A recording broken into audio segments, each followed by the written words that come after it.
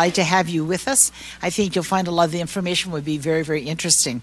We have three things on the agenda tonight. First is a presentation on the capital outlay budget.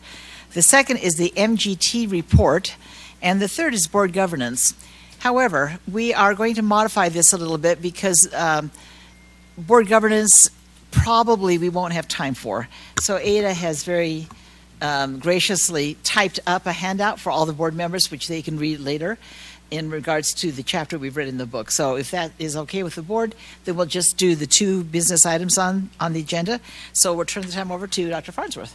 Thank you, President Hacken. Appreciate members of the district leadership team being on the dais with us this evening.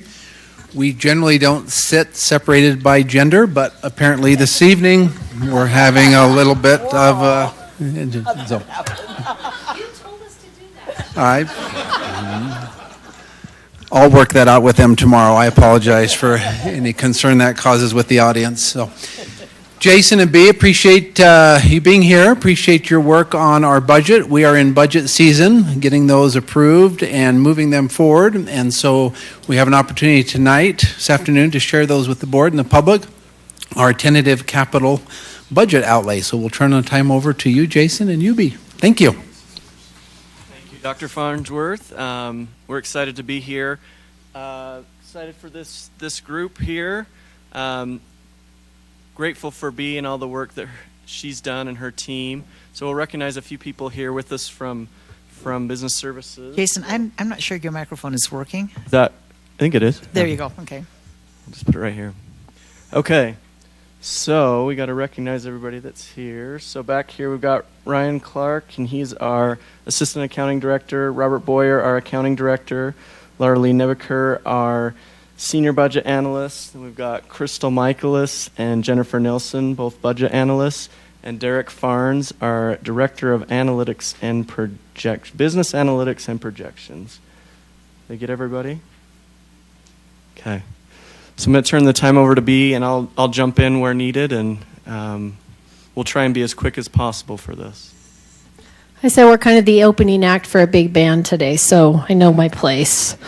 Again, just want to shout out to the budget team. As my first year going through this process, they've been invaluable to me and helping me through this process. So a big shout out again to Laura Lee, Crystal, and Jen for their help with this process.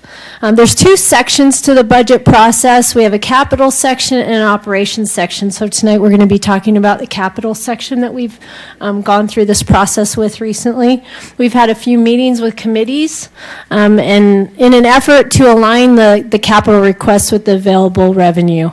And the meetings, from what I understand, were wonderful. I don't have anything to compare to, but it was really a good experience thus far. So I appreciate everybody's help with helping with this process.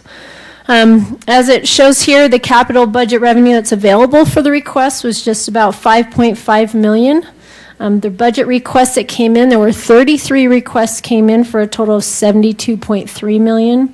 DLT is now recommending 28 of the 33 requests to be approved, which again equates to the revenue available of about $5.5 million. Sorry, $50.5 million. Did I say 5.5 before? $50.5 million. Thank you. Okay, the requests that were fully funded, there's a long list of requests that were fully funded, but straight off the top, I just wanted to highlight the first three.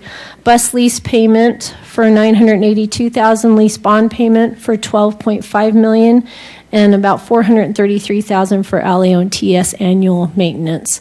Those are ones that are pre-approved, committed, that we just really need to put on the top of the list. And so those were taken as a priority from the very beginning. The rest for facilities that are listed there are quite in line with prior year requests. And so, again, those were very similar to what had been requested in previous years. Go to the next slide with technology. Again, a lot was very similar to previous years as well. I'd like to highlight the 21st century devices for $5.8 million. There is a portion of that was funded through another source that we'll touch on in just a minute, but we do have a grant that covered part of that. So, and also transportation, $2.2 million. That should give a good talk to Joe Hayes today from Transportation. He's anticipating that will cover about 13 buses. And they're trying to get in a habit of keeping that a steady flow of replacing buses so that we don't have issues with that. But that's part of that effort to do that. Before we look at the requests, the next slide is requests that were taken that we found to be able to be funded through other sources.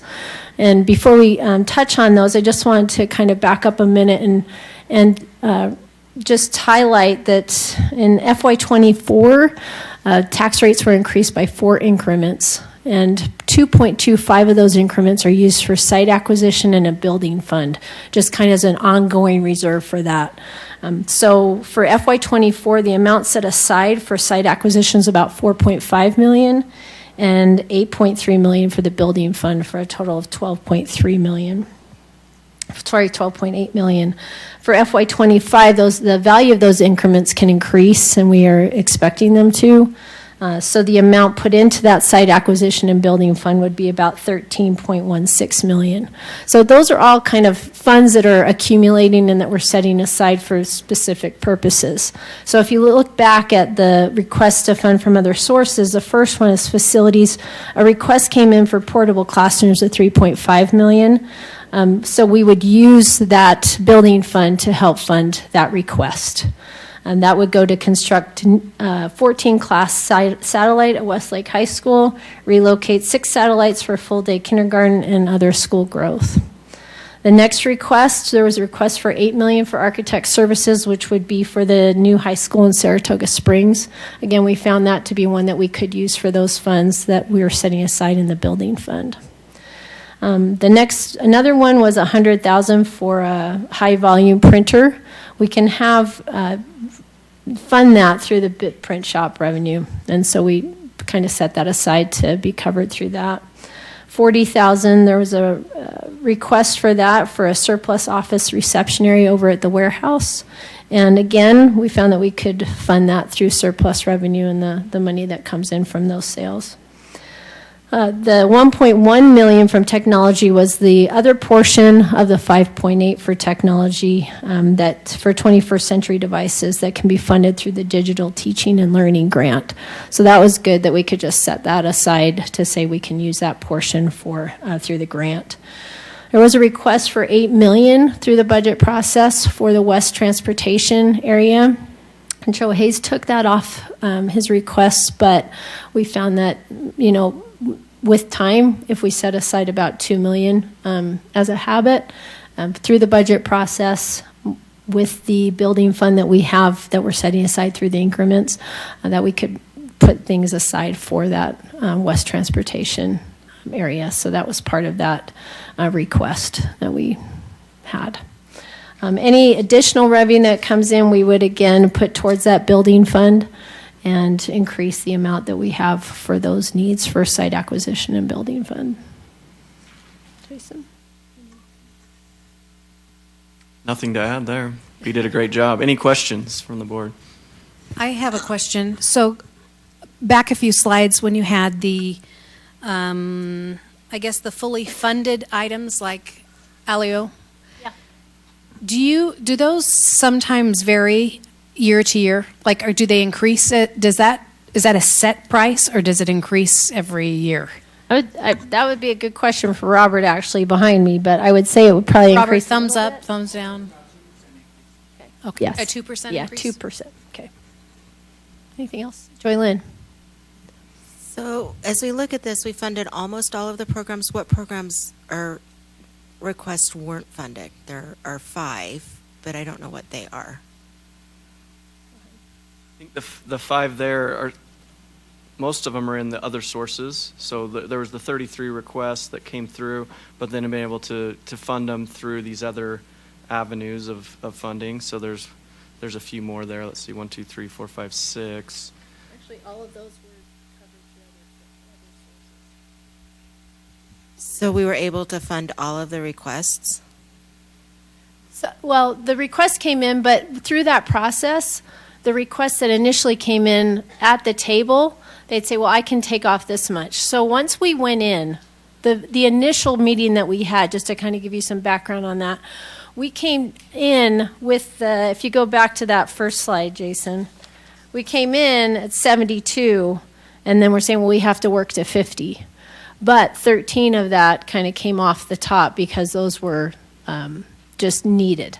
Okay, so by the time that we worked through the initial numbers and people started saying, you know, I don't need to, like Joe Hayes saying, you know what, let's take the transportation center off. We got down to 1.9 million that we had to work through, and that was it. And so through that, we started going through team by team, technology, physical facilities, and people would just say, you know what, I can cut a little bit here, I can cut a little bit here. And so that's a great question, Joy Lynn, because it really came down to 1.9 million that we were just doing and working through at the table. So, and that was just a matter of people saying, you know what, I can shave off a little bit here and a little bit there. So those weren't fully funded, but there were people who were willing to say, I can cut back here and here from my initial request. So, thank you. And I just I noticed Clear Creek is fine. I mean, it's been turned down for so many years. So, what is the plan for what will be updated there? That was one of those, and I guess Frank could answer this better than I can, what part that phase 2 will cover. But that was one of those areas that the request was trimmed down a little bit to say, let's do in phases. And Frank, are you here? Yes, Frank. Phase 2, what would that cover?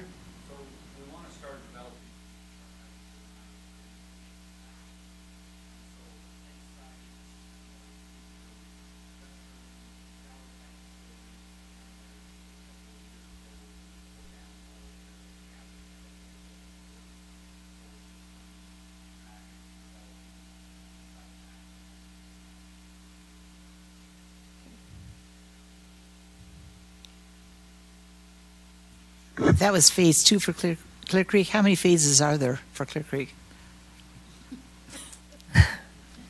As many as we can find resources to fund. Not many more, but I think that would take care of a lot I of had it. a question on the $8 million architect fee. Can you tell me what that covers or what that includes? That will just, as far as that was a initial budget for the architect services for the new high school in Saratoga Springs.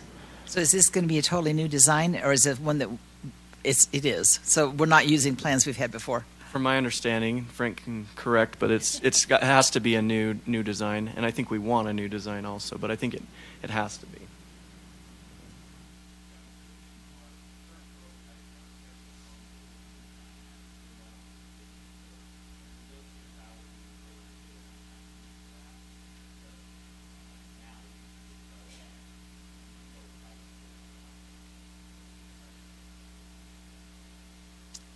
And I think it does cost more.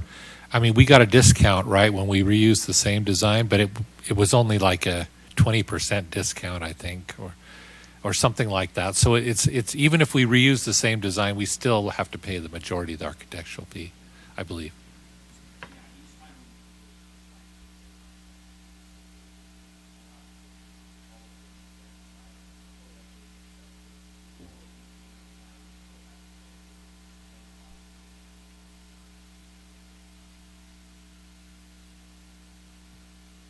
I just want to comment.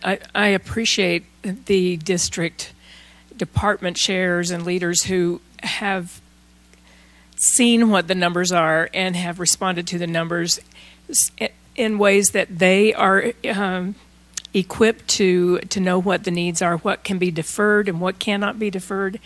That's something, as a board member, I don't know all those details, so I really appreciate them making those concessions that allow us to fund as many things as we are, because without them, we'd be making those cuts.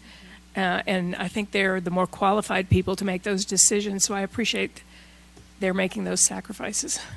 And that's a good point, Ada, because just watching that process, especially the initial prep process in that meeting, there were people in that meeting saying, I can't cut here.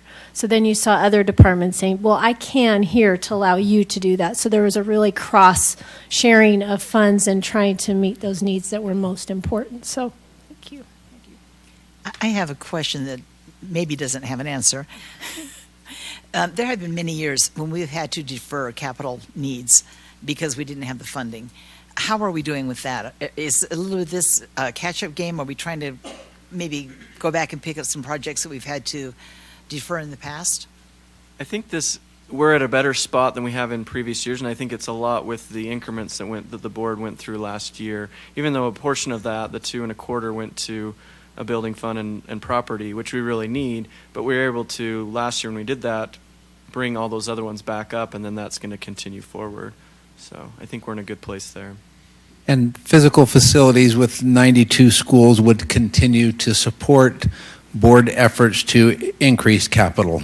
We still have significant deferred maintenance. 1 or 2 years is not going to catch us up on that. We still have significant needs, but I think we're trending a little bit better than we have been and want to continue to emphasize the need to maintain those facilities. And as we've talked before, as our debt service rate comes down, we do have some opportunity to be able to bring that into the capital levy. So we'll make more recommendations on that.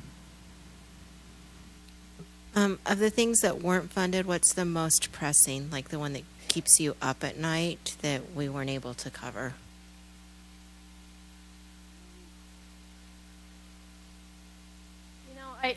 I guess the first thing that comes to my mind is just my conversation with Joe Hayes today in buses. He just really wants to have a continual flow of replacing buses that are. We have one bus that goes up to Traverse, and Suncrest, going up over Traverse to Suncrest, and that puts a lot of wear and tear on those buses. So they try to even, rotate those out to other surface roads so that the same bus isn't going up the hill all the time. So it's our student safety, directly related to our student safety as well as other physical facilities, and what superintendent's talking about other capital needs that we need to replace other older schools that are in need of it. But I think that Frank really manages that very well as well. So. Board Member Lincoln, I would recommend if there are additional funds that become available, that same collaborative process be reconvened so that everyone comes back in and can share their concerns and needs and prioritization. Can I just follow up on that question? So in the past, we've been leasing buses. Are we still leasing them, or are we going to transition to buying them? We do have bus leases still out there. We're kind of winding down on those right now. We're in our last few years of the bus leases, and that's, I believe, why Joe just wants to really keep that process of purchasing. So we're transitioning into purchasing instead of leasing. We're just looking to see what we could do either one, but we're going to see what's the best for the district. So we'll just evaluate which way, but that money will be there for that.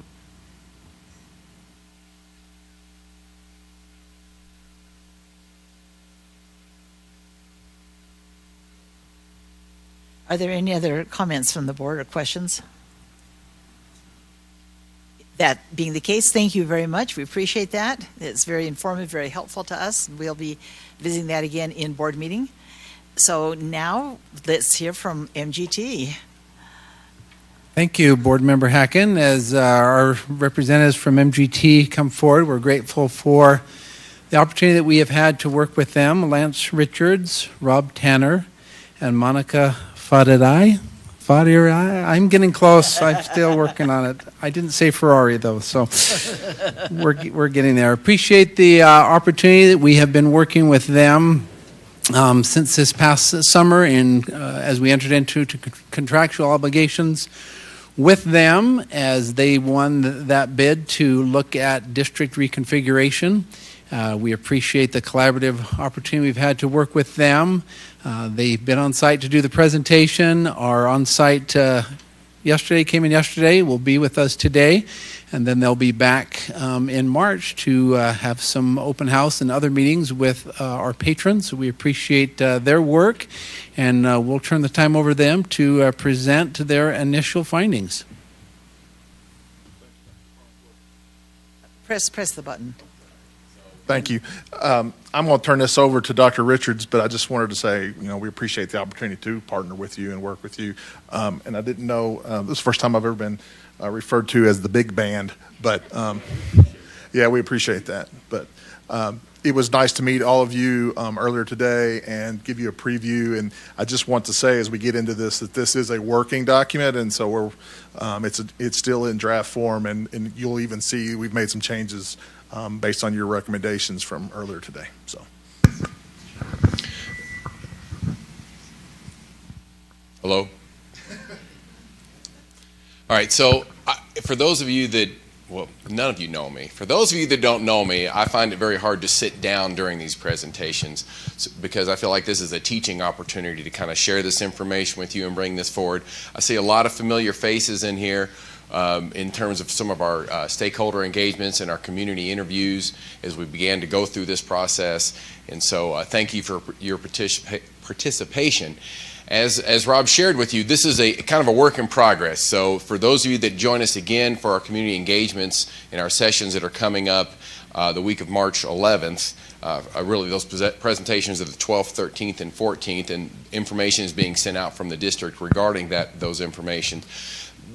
99% of what you have here is what you'll see here and what we will share at that community meeting and what will be put out. So we want to make sure that we're consistent in our messaging. We make sure that everyone is receiving the same information. Everyone's receiving the same numbers as we make our way forward.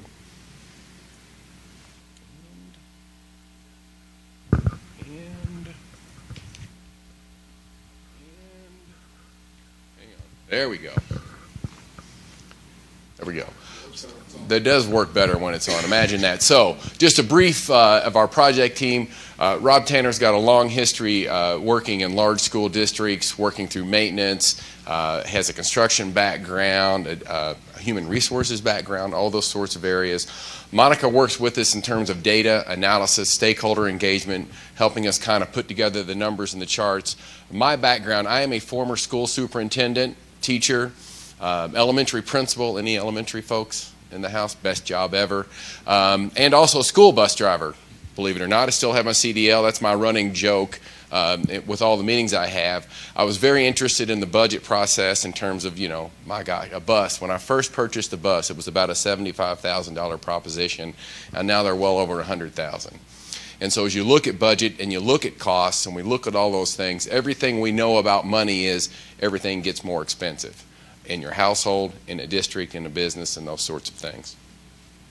So these are the key points and timelines and things that we'll be talking about, just a general overview of the information. And we'll talk a little bit tonight about our community input and the polling that we'll be conducting at our community sessions. So when you're with us at our community meetings, there will be a QR code here and a web address that you can join us. And our Poll Everywhere participation is live and it's interactive and it comes across the screen. And I'll have a little more on that later. So key points. In talking about a school district, and everybody can read, so I'm not going to read all these slides to you, and there's a lot of information there, but key points. Should you choose to reconfigure? And this, we're going to talk a lot about reconfiguration because that's the conversation that we were hired and why we were brought in. But there is a very large conversation that can be had about staying as a single district and the options of remaining as you are and what that would look like going forward.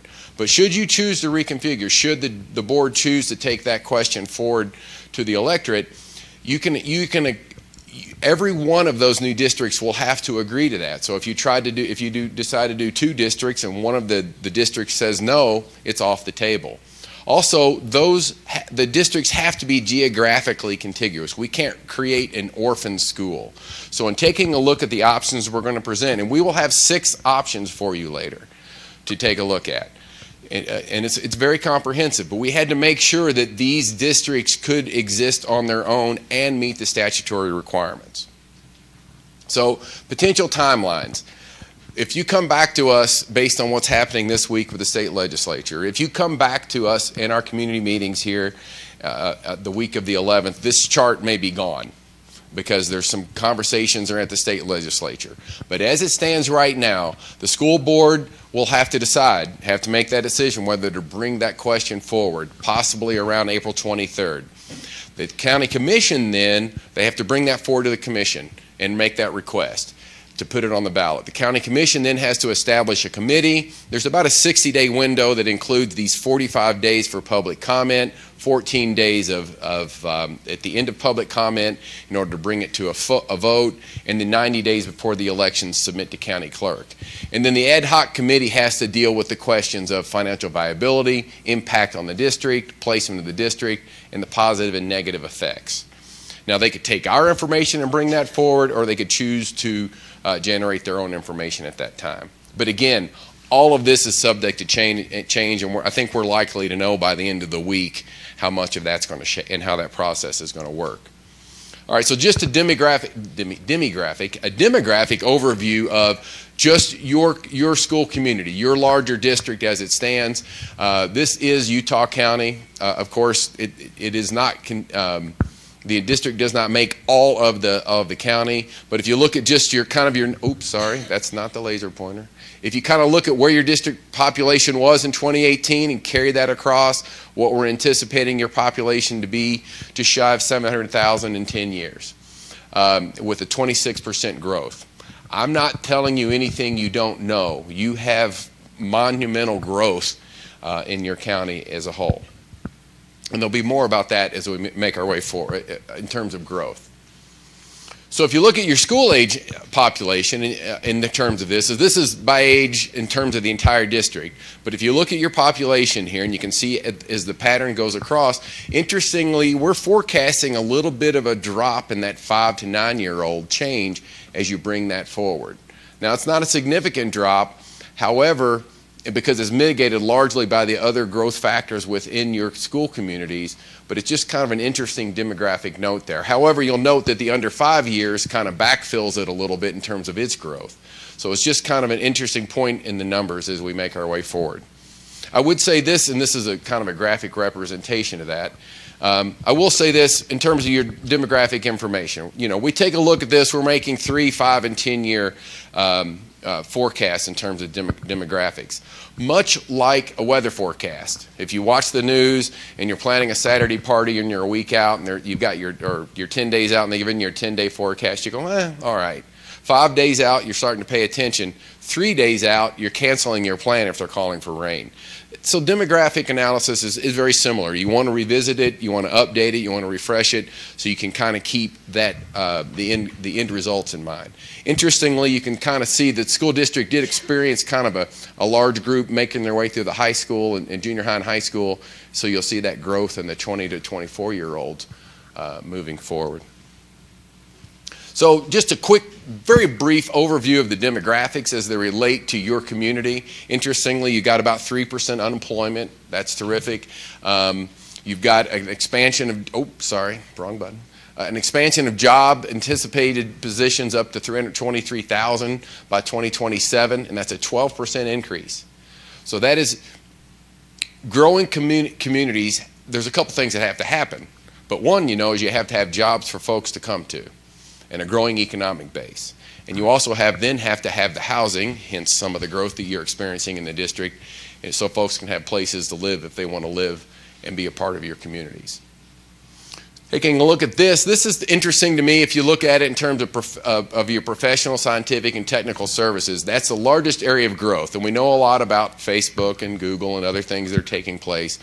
But that isn't just them only. Clearly, you've got a very diversified economic base here, but this area of growth up here clearly involves, when you've got scientific and technical services, the need for post-secondary education, those types of things going forward. Utah largely, if you're a person from the Midwest that comes and visits Utah, you think a lot about mining, quarrying, and kind of thing. You can kind of see the anticipated growth there and the participation there. I'm sure there's nothing that's terribly surprising to you guys. Construction is in second place. So looking at your district enrollment, there's no big surprises. I mean, we're all here to talk about enrollment and talk about growth and talk about configuration. And this growth kind of fuels some of that. 79,000 in 2018. You can see what kind of took place a little bit in terms of the COVID framework, but rebounding up to just under 85,000 at this point. And this is your district enrollment. Your district did a terrific job of kind of rebounding from COVID in terms of what took place there and all the challenges that took place. So as a footprint, the Alpine School District has 92 schools, 60 elementary, 14 middle, 10 high schools, and 7 special program schools. And we're going to, and I would tell you that these 7 special program schools become integral to some of that conversation in terms of reconfiguration and what happens going forward in those spaces. We're going to talk largely, kind of stay more or less in some of our numbers later, deal primarily with what we'll call the general education schools. But what happens in those special programs is kind of key to what happens for many of your students going forward. So, elementary school boundaries, 60, you can just kind of see the footprint of the districts, of their attendance zones, and where they're located. And there'll be more on this as we make our way through. Your junior highs and middle schools, their geographic footprint and where they're located in their attendance zones. And then kind of moving forward, your high schools, where they are and their attendance zones. So, when we began this process, we kind of worked our way, kind of reached out to over 136 stakeholders, community members, political leaders, educational leaders, parents, people on both sides of the aisle in terms of politics, people on both sides of the aisle in terms of their love or distaste for the Alpine School District, to be quite honest with you. Was that too harsh? Should I not say it that way? So we had 80 participants in these interviews. Several of you in the room here were part of that process. Response rate of almost 60%. That's a terrific response. And in doing this, what we wanted to do is try to begin to frame the conversation, to figure out, okay, what's the path forward? What's on everyone's mind? What are considerations for your community, for your board, as your larger school community makes their way through this process? So, key considerations. And we labeled this one neutral stance because there were a lot of folks that we spoke to that said, I'm happy with the district. I'm happy with the way it is. I understand there are some challenges. And for those folks, they basically said, we recognize it's a very large and growing district, and there are challenges that come along with that. However, I don't think I'm saying anything out of sorts when I say to you, folks are concerned that a split could be thrust upon them. And we all know that Jordan Canyon split up the road.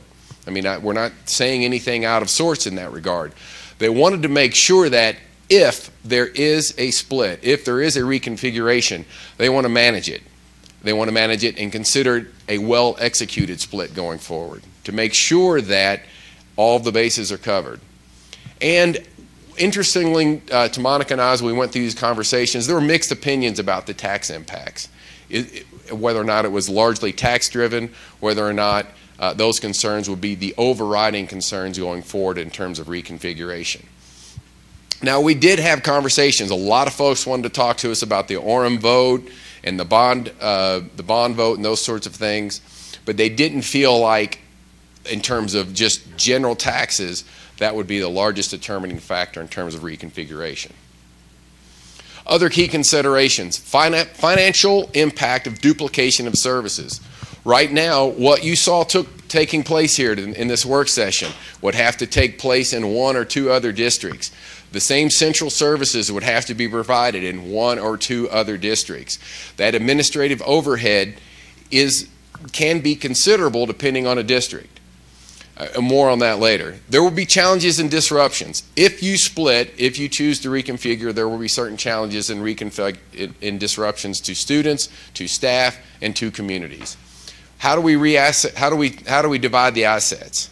What do we do in terms of resource division? What about those 7 special schools? What about Clear Creek? What about the space program? What about some of your other central services in terms of like special needs? And more on that later. The district is well run.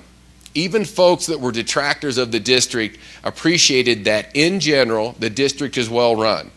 They appreciated the fact in terms of finances and the responsibilities and all of those things that are surrounding the district. We go to a lot of places where there's a lot of administrative upheaval, and there are, in our travels, we've been in places where there's dysfunction at the district level, and that is not what we're seeing here.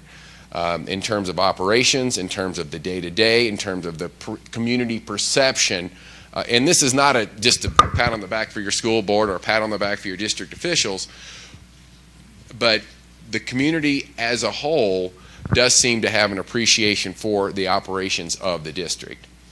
And that kind of comes back around to this other point of streamlined administrative process. Due to the current size, there is an economy of scale here. And I would tell you this, this is the Lance Richards connotation here, or rising tide lifts all boats. You're better to be a part of a growing enterprise, whether it's a business or a school district. You're better to be a part of a situation where a rising tide can lift all boats through growth. Other considerations, overcrowding and utilization, whether that be overutilization or underutilization of your facilities. You're funding at present and funding at future. And when we talk about our scenarios and our options later, it's really a snapshot. It's a Polaroid picture of fund year 2023, because it's really difficult to kind of go out into the future on some of that, but what your present funding needs and your future funding needs going forward. In neighborhood schools, we had a lot of conversations about neighborhood schools and what those look like and walkabilities and how that's woven into the community.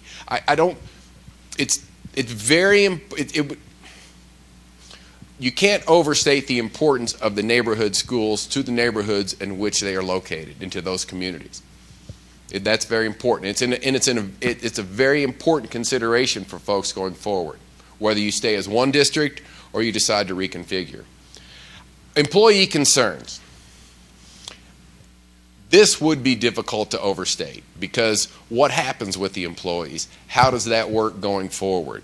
The loss of opportunity for professional growth, the collegiality in terms of the district right now. You have a deep bench when it comes to resources for your staff, and that leads to a deep bench of resources for your students. We talked about those specialty schools. We talk about special education. This district seems to do a pretty good job with kids that are outside of the box, whether they be advanced and gifted and opportunities for them, or whether they be students that need additional supports and services through no fault of their own. And so as you move forward in reconfiguration, I'll get on my soapbox for a second. When you move forward in reconfiguration, you should be more concerned about what you do for the students that have the greatest need, to make sure that they don't get lost in this shuffle. It's paramount that as a district, you protect those that are least among you. So, but again, in terms of your employees, what happens? Where do they go? How do they land? How do their benefits work? Retirement, all of those things come into play.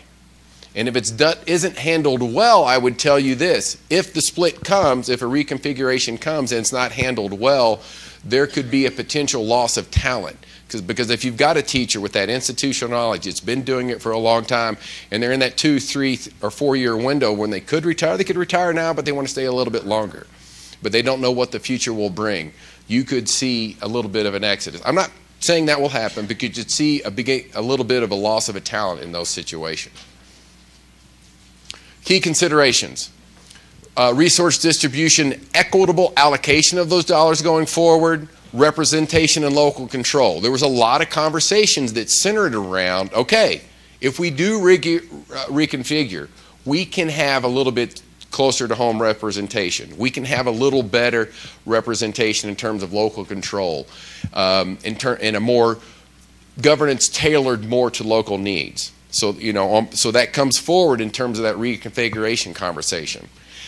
Special needs students. I know I kind of touched on this already, but there is a reality that the services that you can provide in terms of scale, in terms of the current district, beyond a shadow of a doubt, you have a deep bench and deep resources for those students with special needs. And that cannot be overstated. And there's a cohesive, systematic process in place for those students that have the greatest need, and supports for those teachers that have the need to support those students and help them be successful. And there's a lot of uncertainty about transition and the complexity and timeline. What's it look like? Because let's be realistic. You can push this forward, it can go to a vote, but you can't decide in January that you're going to split in July. It has to be a more deliberate process. There's a lot of things that go into the operations of a district. So what does that look like? And there's a lot of folks that are concerned about what that transition is. What happens with students and student services and construction and all those things as you make your way forward. All right, district unity and shared assets, access to this wider pool of resource, financial stability and economics of scale we've talked about, collaborative learning, CTE, STEM, vocational and other extracurriculars. We don't really use the term vocational a lot now. It's kind of morphed into career and technical education, but there are a lot of resources for these other ancillary learning environments and these other programs that are out there. And what does that look like should the district choose to reconfigure? Again, equitable representation came back around kind of in localized decision making. Improved communication responsiveness is perceived to be something that could be enhanced through a reconfiguration. A recognition of the unique challenges and the needs of each city, so smaller districts can perhaps come back around and be more representative of the students in those communities. And then if the district does reconfigure, kind of a geographic alignment and more identifiable divisions based on the geography of this district, because I'm not telling you anything you don't know. There is a unique geography here. We had conversations that surrounded the fact that you'd get snow in certain areas, so you have a snow day, but there's no snow in Orem, but there's snow in Eagle Mountain and those types of things. So that geographic footprint, should you choose to be would be more in alignment should you choose to reconfigure. Now, briefly, I'll run through the cities. We talked with representatives and folks, political leaders, community managers, planners, council members from all of the varying cities. And so just kind of briefly in looking at Alpine, concerns about facility utilization, concerns about attendance zones that came up, American Fork, very much a solid working relationship. We're in American Fork. So wherever American Fork goes, so goes the central services in terms of your central office here, your maintenance facilities, warehousing, bus maintenance, those types of things.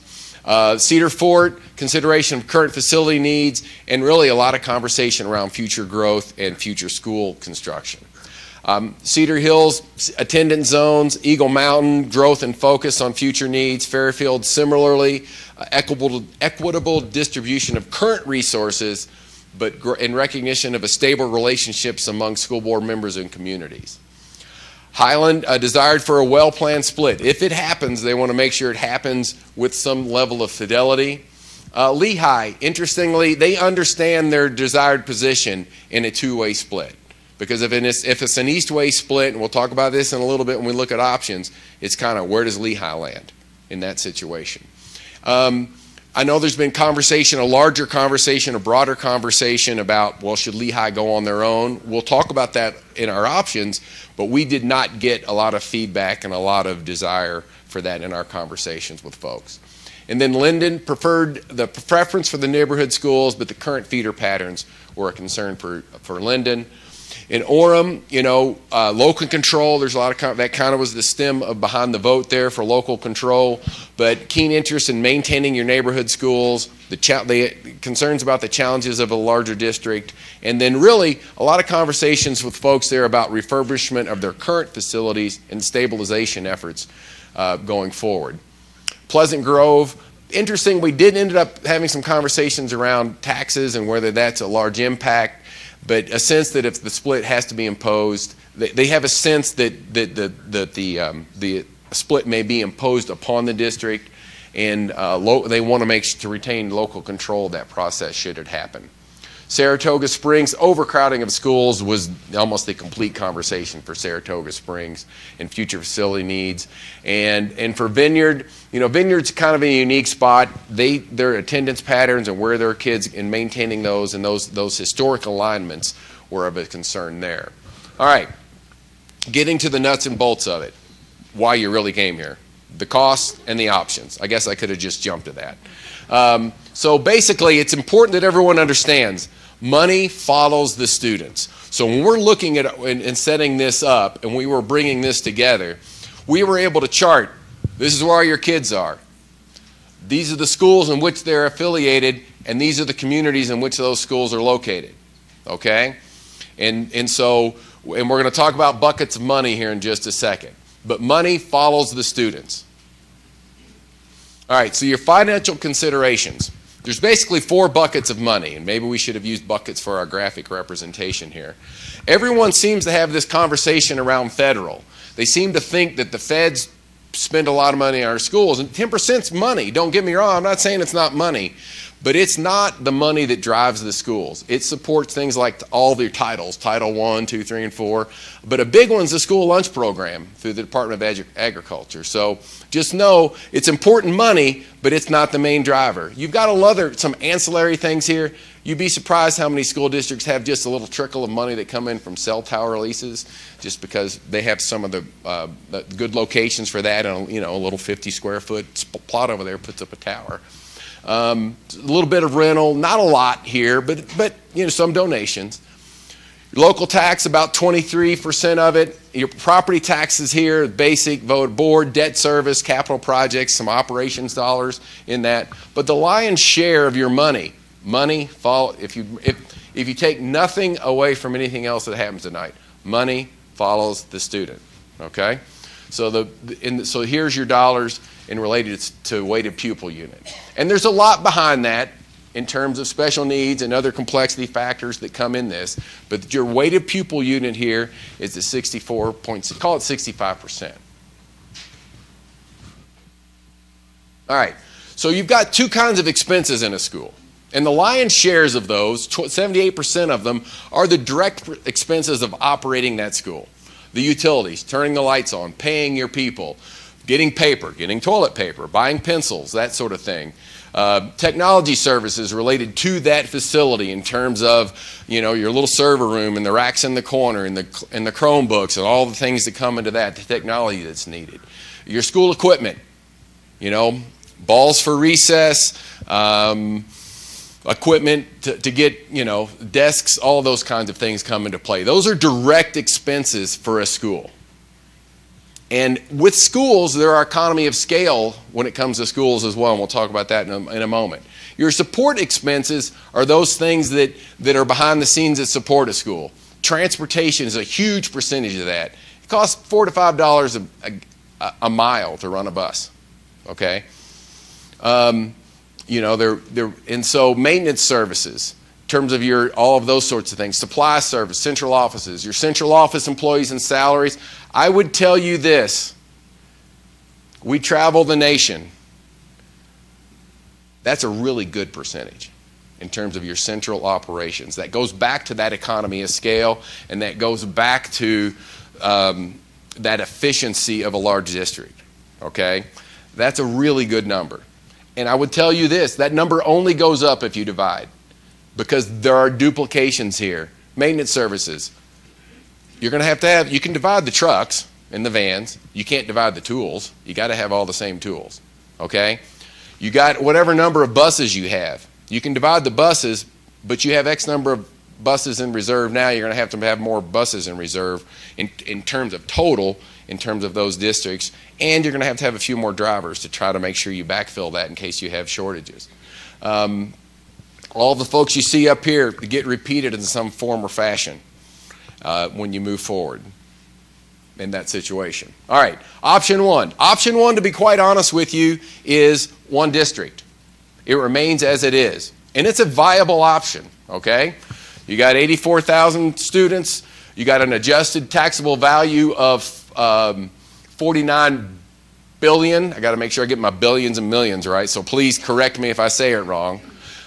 Your total revenue is 767 million, okay, and your expenses are 754 million for a surplus of 12.9, but basically 13 million. When I saw the 13 million, I thought this was a typo, because that's about a 2%. What this tells me is efficiently all your money is going back into your kids. and back into services for students, because it's not packed into your central office and it's not being held in a bank account somewhere. All right, so one district. Again, it's the entire district. And the reason these are big blobs is you get the whole pie. Okay? We'll have pie charts here in just a second. And this is a 10-year projection. So all the schools remain in the district. You're going from 84 to 97 in that 10-year window. Your adjusted taxable value is $49 billion up to about $151 billion in that same time frame. Okay. So nothing shocking there. Let's go to option 2 districts. And I will tell you that the difference between option 2 and option 3 is, where does Lehigh land? Okay, so as we're looking at this, what we're saying, and this is the most equitable split in terms of enrollment. And again, this is a fund year 2023 snapshot in time, a Polaroid picture of what's going on in your district. So again, the East is made up of those schools. You can read. The West is, though, Cedar Fort, Fairfield, Eagle Mountain, Saratoga Springs, and then the delineating factor between option 2 and 3 is Lehigh. As you look at your enrollment, you look at your adjusted tax value, look at your revenue, expenses. Now, this surplus or deficit, the East runs a deficit in fund year 2023. That is, I believe we decided that was about 8%, 7% of a shortfall. So now there's a lot of factors that come into this. That isn't to say that if you split tomorrow and magically we were split and this was the situation, that number would come to fruition, because at that point then decisions have to be made by future board members and future elected folks in district central offices about expenses and revenues. Because there's only one way to overcome this. You either increase revenue or you lower your expenses. Okay? Or both. I'm sorry. Yes, or both. Yes, yeah, you can do both. And on the bottom here, and again, your revenue, this is all baked in. All 4 of those categories are baked into the revenue. Okay? Pupil unit, property taxes, federal dollars, and other. Now, I will tell you this. The federal dollars in terms of Title I get a little different then, because the West gets to retain, because of the students that are over there, some of those federal dollars stay to the West side. And that's getting a little bit into the weeds. I can explain that more in depth if you want to afterwards. So let's pump forward. So now we have some pies in our pie chart, okay? So what this remains is you got 38 schools here and you got 47 schools here. What you need to understand is that the more schools you have, the more your operational costs are. So that deficit that you saw in the East is largely because the student population is the same, but there's 9 less schools in this. Now, again, these are not the specialty schools, but there's 9 less schools in this situation. So the West, 41 out to 56, about a 14,000 student increase over that 10-year window. The East in this model, 43 to about 40,693 over that same window. Okay? Adjusted tax values, West. This is very interesting to us. 20 billion here, 87 billion there, a 4-fold increase of their adjusted tax value across that window. Okay? And why is that? There's land. And when you start building things on land, the value of that parcel increases dramatically. And in the East, there's still great growth in the East. You got about a doubling here of 29 billion up to 63 billion. So again, in looking at your facilities, you've got 47 schools here. It costs more to run, because in all honesty, a school of 400, a school of 800, your central costs for those buildings are about the same, okay? Also, the majority of the newer facilities are out to the West. They're more efficient in terms of their energy usage. They just are. Newer windows, the building envelope's newer. Higher efficiencies in terms of their central services, in terms of those mechanical needs. All right, option 3, 2 districts. Now, at this point, Lehigh's dancing in the East, okay? So as you take that enrollment, they're not as balanced in the enrollment. You can see your adjusted tax value here is 40, revenue 543, 558. Now notice, with Lehigh going up, the deficit here is 14 million, 14 million 5. And again, choices can be made about revenue and expenses in terms of offsetting that. That's not a dramatic number in terms of a $543 million revenue, okay? As you look down below, 24,000 here, and we'll carry this across, but you got a surplus of 27 million. Now, all of you are going, well, wait a minute, that's a lot of money. It is a lot of money, but that doesn't build a school, okay? And that doesn't meet the future needs of the students that I have, because in this next chart, this is the kind of the most important thing coming out of this. Your West, from a student population, is at 24 here. In 10 years, they're going to be about 10,000 students more. That's 10 years. That's 1,000 students a year. That's a school building a year in terms of finding a spot for them, in terms of where they land, okay? The East, because they started out bigger, they do grow somewhat by a little bit in terms of their total student population. Your adjusted tax values, at this point, the East is 40, and they're going to do that 2.5 times up to 100. But notice what happens in the West in terms of your projected taxable value. There's a 500%, 5 times increase in their adjustable tax value going forward. So there were a couple of key conversations that drove this in terms of our conversations and talking about the district and reconfiguration.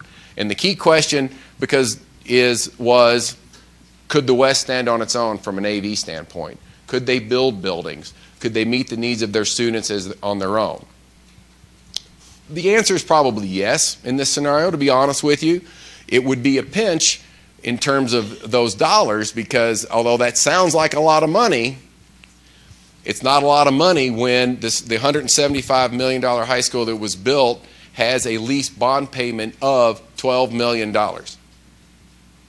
So, that's 2 high schools in terms of payment. But they have that growth. Let me move forward here. I digress. Oh, in this model, 22 schools, and the rest of our scenarios involve the West being the West. So there's 22 schools. The numbers for the West down here are going to be the same as we move forward in these next 3 scenarios, okay?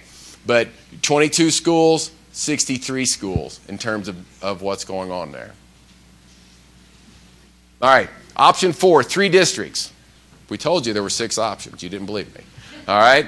So in this one, look, the West is the same. 24, all these numbers are the same, okay? But moving up to the East, we placed these four communities together, which was, and to be honest with you, was part of that conversation surrounding some of the ORM discussions last year.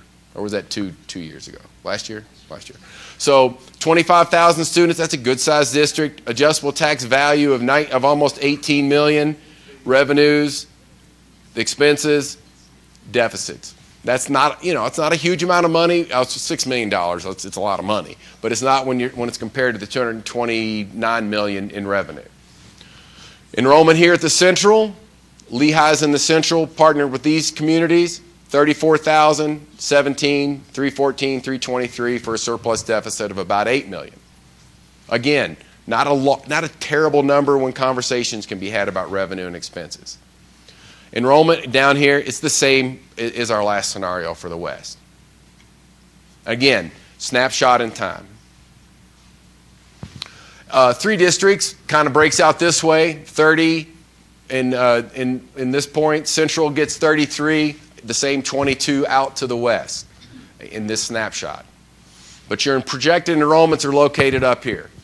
Central goes from 34.6 to 34.2, so let's just call that a push. They kind of maintain. East, 25 to 28, which is, a respectable growth. West, those same numbers, about a 10,000 student increase over that same time. And you can see our adjusted tax values. Central moves from, I believe that's 22 to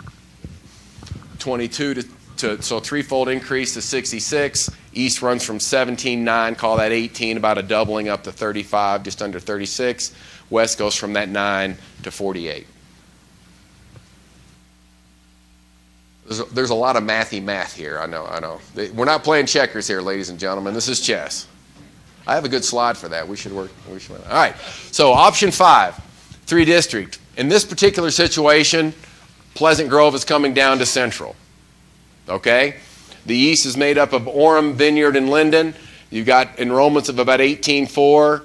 Bringing this across, you can see your revenues and your surpluses and deficits.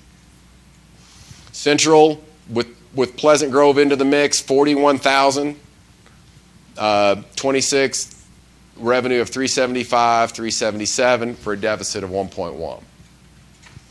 And again, your west numbers remain the same as they were in the other 2 options. So in looking at our pie chart, okay, you got your 3 districts, you've got 23 schools in what we're calling the east, 40 in the central, and 22 gen ed buildings in terms of the west. In terms of your enrollments, central's 41. East is 18 to 20, west is 24 to 34, same as they were. Your adjusted tax values, 26 over to 75, so threefold. East, again, more or less, anything that happens with the east goes to a doubling across that 10-year window, and the west remains the same in that 5-fold increase. Again, snapshots in time in terms of the fund year 23. So, then you're going, all right, well, what's option 6? But wait, there's more. Option 6. So, although we did not have a large conversation, we didn't get a large push in our conversation with folks about Lehigh in terms of them standing on their own, but the question was raised, well, what happens if Lehigh goes on their own? You know, we were moving them back and forth in the 2-way split at options 2 and 3, so what happens with Lehigh on their own? So you can kind of see, break out the enrollments, 41,000, a deficit. So now basically that most of that debt that you saw in the central option before and the eastern option before is then borne by the east in this particular situation. Lehigh has an enrollment. That's a respectable, look, you're still talking about a very large school district, especially when you're talking about Utah. Really, that'd be a large district for a lot of places. Adjustable tax value here, revenue, expenses, and a surplus of about 8.7. West remains the same as we've seen in the other charts.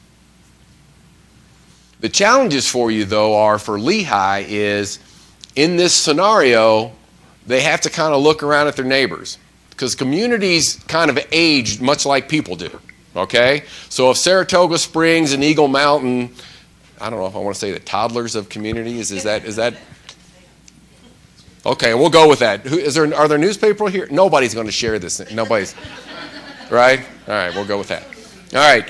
If those are children, that didn't even sound right either. I'm going to have to come up with a better analogy. All right.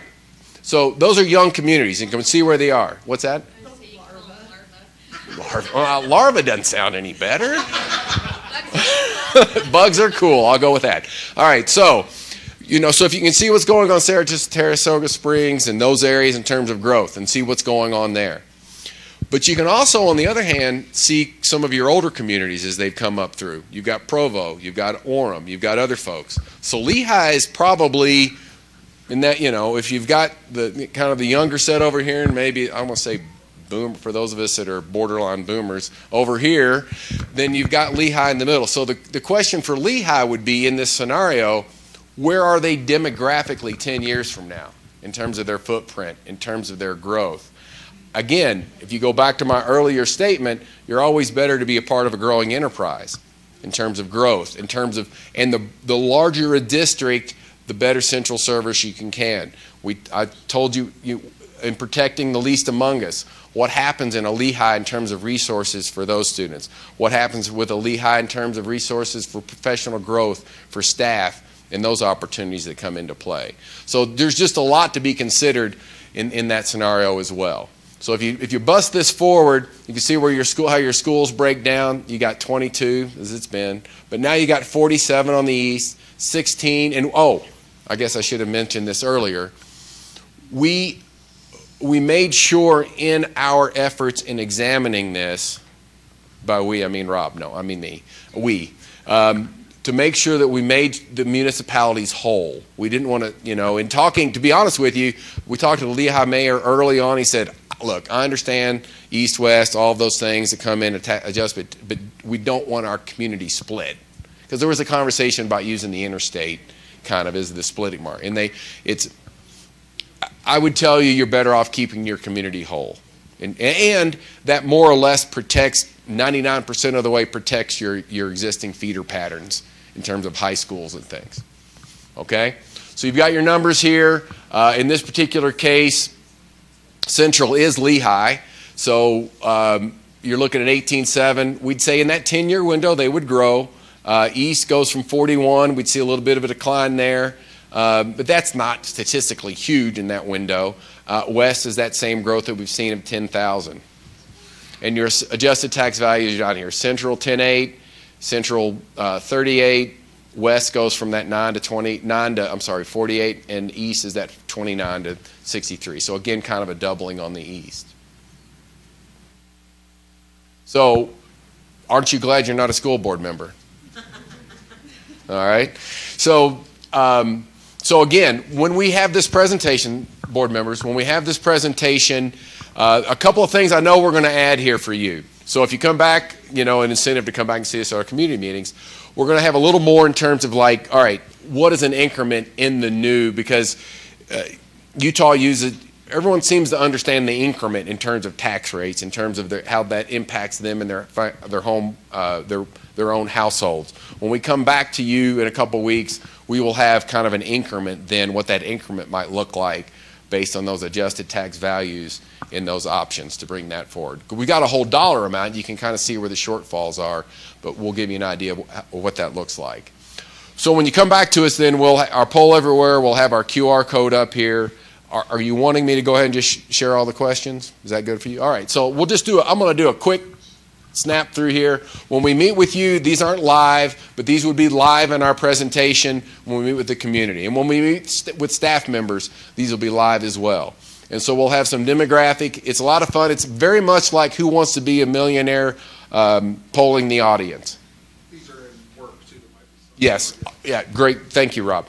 These are still fluid in terms of what questions we might ask. So, but these are in general the questions that we anticipate asking. So just some general demographic questions at the beginning.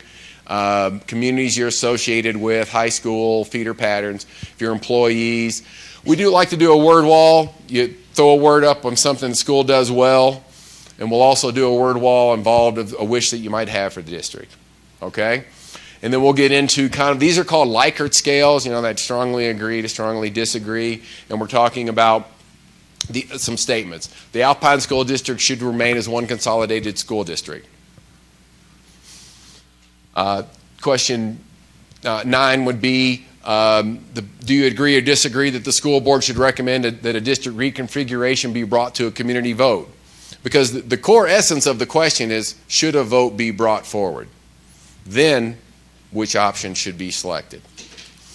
Do you agree or disagree with the following statement? Alpine School District needs to be reconfigured into 2 or more separate school districts. ASC agree or disagree. ASD faces too many challenges to continue as it is currently configured. 12, if ASD were to reconfigure, do you anticipate learning outcomes and educational programs for students would improve or worsen? Is it good for kids? Yeah, that's a hard question too, isn't it? There you go. I didn't say this would be easy. Maybe you don't want to come to the community meeting. All right. Regarding long-term academic, social, emotional gains, do you believe that local school communities will experience an overall gain or loss as a result? Now, this is a very big picture in terms of municipalities, in terms of your local school communities. You think they'll experience an overall gain or loss as a result of a reconfiguration of the district? The big question that we thought would be the overriding question coming into this, property taxes are likely to change if the district were to reconfigure. Do you agree or disagree that reconfiguration decisions are impacted by potential tax rate changes? And as folks answer these things, it moves kind of across. Rank the reconfiguration options based on your preference, rank order, most favored, least favored. Okay? So, say as they are, split into two, and you'll be able to do this on a tablet, computer, or in the case of folks using their phone. Also, this is very important. We'll present this in our community meetings and with the staff, but when we're finished, if folks can't come or can't participate, we're going to be pushing this out to the community as a whole.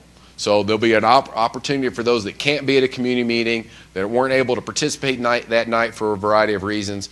We'll be pushing. How'd that? Oh, we'll be pushing that out. Somebody's.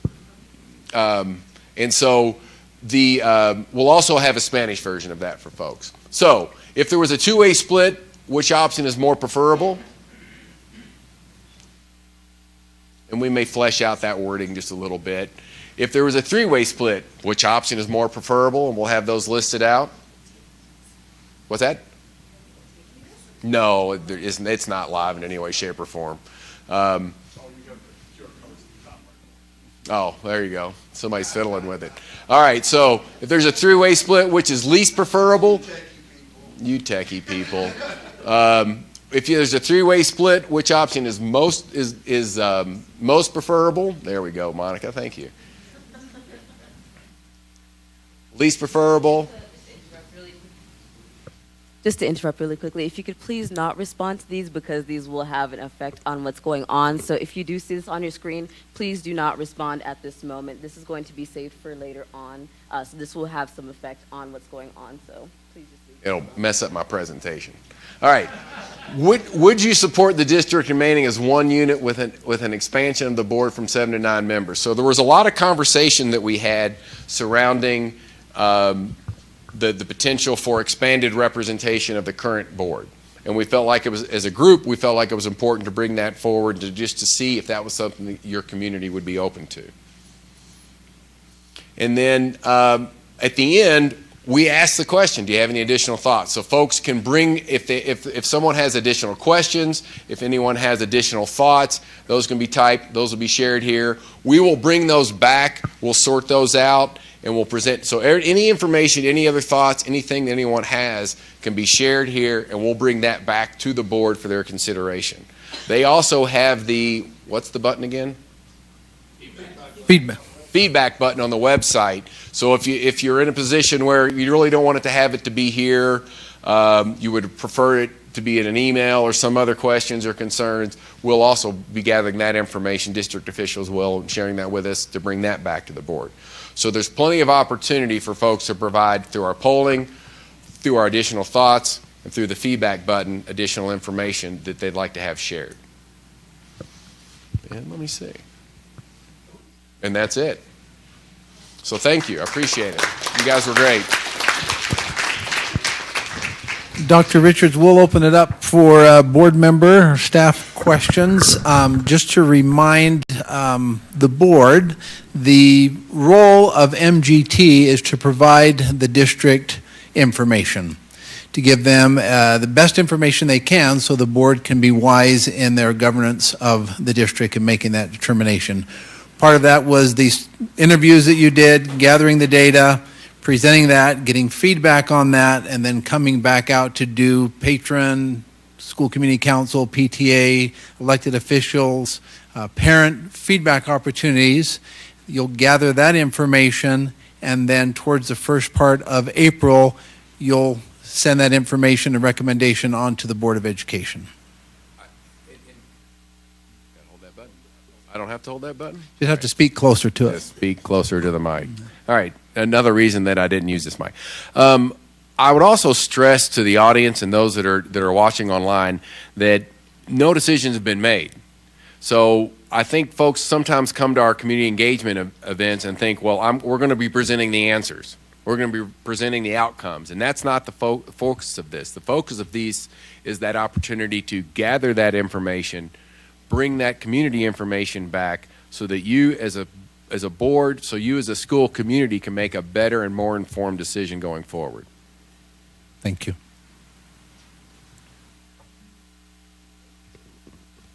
Okay, I know we talked about this earlier this morning, but I think our public watching is a little bit concerned with this. So if we can just make sure we're consistent on our map where with the colors, so like the west is blue on the chart but yellow on the map and vice versa. So I got some folks at home that I just want to assure them that we have talked about that. That is coming. That will be consistent. And then also this morning when we were talking about different feedback categories, questions on the employees, I'd love if we could put an option for how many years they've been an employee, so then we can disaggregate that way as well. I think we also mentioned this morning, and you said it's kind of getting into the weeds, but building capacity is also something that you considered, correct? Just wanted you to comment on that. Yes, absolutely. When we looked at what options were feasible, one of the things was when we geocoded the students, so we know how many students reside within a particular municipality, is there enough capacity to hold those in the schools that are located in that municipality? Obviously, if you look at them individually, there's quite a few that don't have that. But as we started to combine them and then using geography to combine them, we had to make sure that it was indeed, had enough elementary seats, had enough middle school seats, enough high school seats to fit the students that reside within the boundaries that we were creating. And obviously, geography plays a huge role in that, especially when it comes to the West. The West was, you see there wasn't a whole lot of options for the West because there's a lake, I'm sure you're aware, that prevents, it connecting with some of the other ones. So I just want to thank you guys. I think it was a very thorough presentation where you covered a lot of information. And I appreciate the fact that you were breaking down all the tax dynamics that sometimes we only are looking at like an M&O piece of it or only the capital, and making sure that you broke it down to all those different buckets of money. I really appreciate that you guys did that. So one of the things that I think is a little bit of a challenge too is obviously you're just presenting information and then kind of like the growth patterns as far as what the supposition as far as enrollment, as well as the growth in the economy in those areas. But also there's a lot of kind of question marks, which and I think that's one of the things that I think people are going to have to live with to a certain extent, that we're not going to have all the answers, because a lot of those future discussions have to be decided by future boards if a split would occur. And so we cannot guarantee that XYZ is going to happen because that's left to other individuals. But one of the things that I think is interesting is as you've talked about the different dynamics, you talked about, like particularly with American Fork, that because the district office is located in the city, that's kind of like a built-in dynamic for wherever American Fork goes, the district office kind of stays. But then there's the challenges of, okay, but our special education building's in Linden, and then our warehouse is in Linden, and then we have a bus garage in American Fork and Saratoga. So along with all these considerations, there are going to be significant capital needs, whether that's through student enrollment and growth or through other dynamics, because if you're talking about a three-way split, that means 2 district offices have to be built that are not currently being built. If you're talking about a three-way split, that means at least one additional bus garage is being built. And then like you talked about how the specialty schools, right? We want to make sure at the very core of this, what is best for students.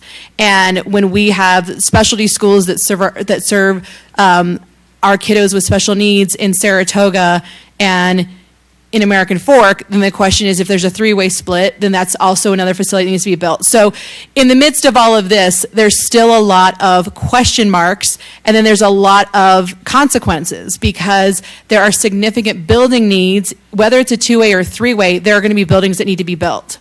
And I think that's one of the things, too, that as we have discussions about, we need to be cognizant of as school board members, is that it's interesting to look at the numbers, but then you have to also look at the narrative behind the numbers, because, as we're talking about our special education support systems or Polaris and Summit, that we need to make sure that we're cognizant of how that impact will have on students. And I know that's not something you can necessarily put in a pie chart.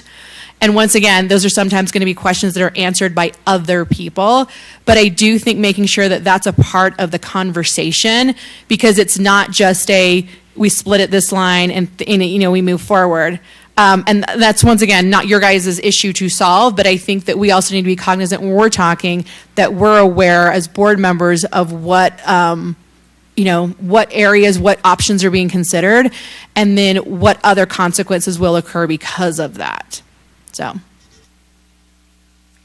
I'm wondering, would it be appropriate, and it may not be, to put in a timeline of if a split does happen, if a reconfiguration does happen, what is the timeline for reorganizing those new districts? Like, some people aren't aware that it's a multi-year process and that it's not going to happen next year. Would that be appropriate or helpful, or would that be outside of the scope of your findings? We can kind of tag team this. We haven't put together anything like that, so anything that I would say would be a little bit of a educated guess. I don't think it could be any shorter, just my personal opinion, than 2 years timeline. But I think even that might be, considering that you might have to lease space or build space for your central offices and those things. And we all know, there's kind of a backlog on construction and equipment and pieces of buildings. So it'd be hard to say, even 2 years might be enough. It may be a 3-year project. And there is so many things to dissect about, and to be honest, quite honest with you, probably some negotiation that has to go along, with some of the debt service and stuff, who gets what and what percentage, and how are you going to base all that when you start to make all these decisions. And again, American Fork has this building, so it's kind of obvious where that would go. But when you start talking about your fleets of buses and fleets of maintenance, how is that going to be split up? Where the tools and those things are going to be? Some of your technology services that are purchased would have to be, split up and that type of thing. So, and it's not just as easy as saying, we'll get some more subscriptions. Sometimes it's a lot more difficult. There is a timeline in code, but also depending on what happens in the next 4 days in the legislative session, that timeline may alter. So, we can answer the question now, or we can answer the question in 4 days, and the answer may be different. And if the board does go to vote, there could be legislative changes next year that would affect that. So I don't think that's really within your scope, because so much of it is dependent upon code, other than sharing that reconfiguration is complicated and it does take a period of time.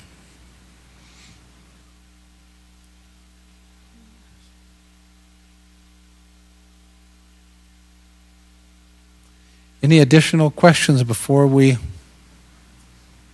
finalize? I know that as a board, we've been briefed a little bit about what it does mean technology-wise to split a district. And it's, correct me if I'm wrong, but basically, back when the Canyons-Jordan district happened, that was a simpler time technology-wise. And currently, the number of systems that we have going in Alpine School District is significant. I think it went from like 5 to 40. I can't remember the exact number, but it's like astronomical in its complexity. And I just wanted to bring that up and recognize that splitting up all those licensures and how do you divide those systems equitably and share the cost of building new systems is going to be significant.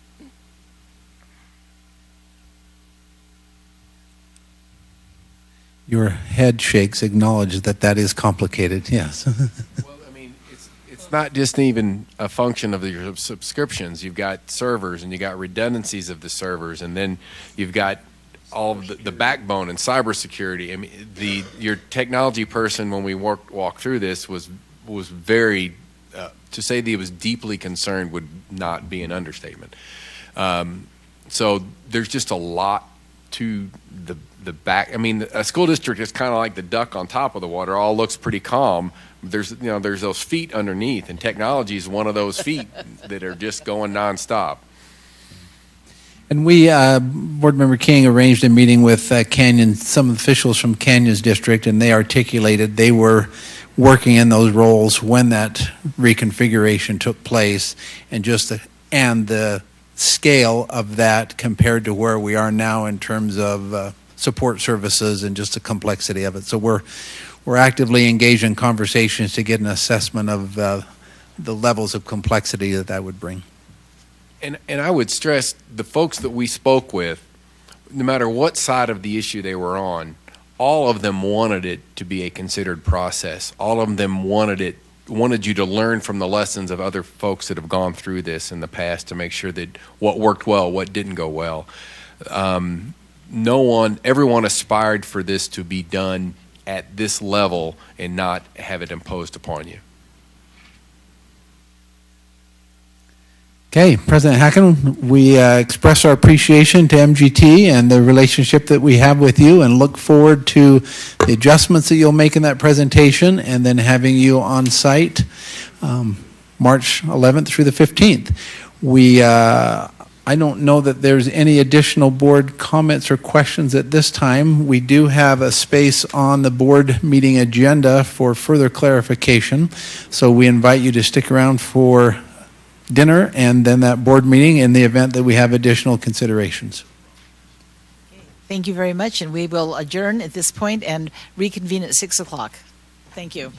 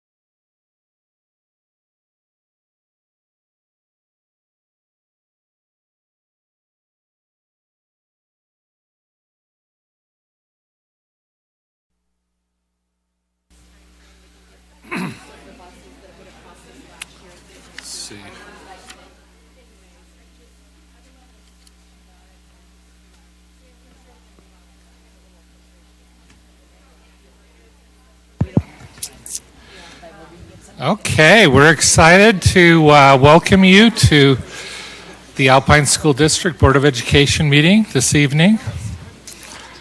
It's exciting to see everyone here, and we appreciate those who are going to be honored with recognitions tonight, as well as everyone else who's here with us.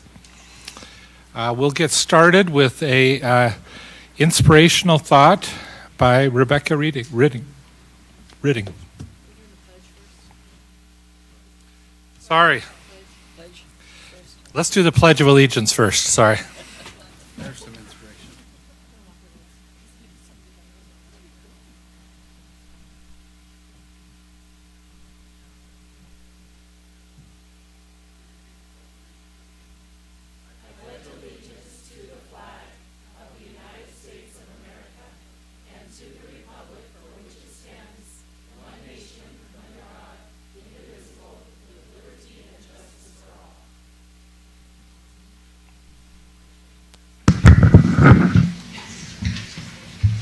Rebecca.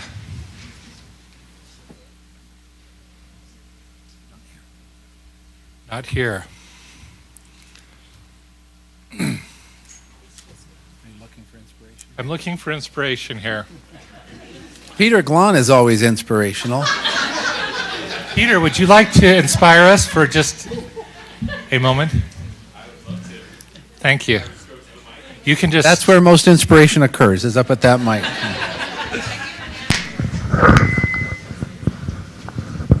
Well, this is great. Let's see. I was just one step back. Okay. Recently, I was able to travel to Dallas, Texas, and in Dallas, it was a gathering of people from all over the country, and people asked me what was special about American Fork, Utah. And the first thing that popped in my head is the people. And I think that is the strength of our community is our community. And that is my quick thought of the day. I just feel so lucky to be around amazing professionals, amazing kids, and amazing parents that are here for each other. And so that's my thought of the day. The strength of our community is our community.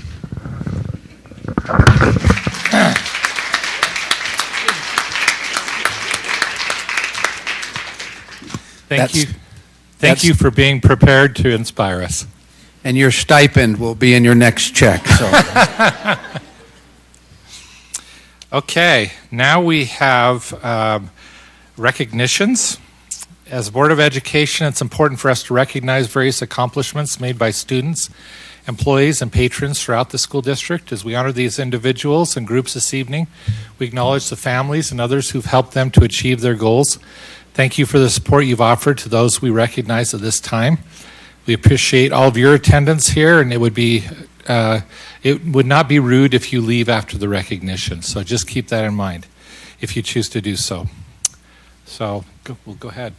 I'll draw your attention. I think it will come up. We're going to, there it is.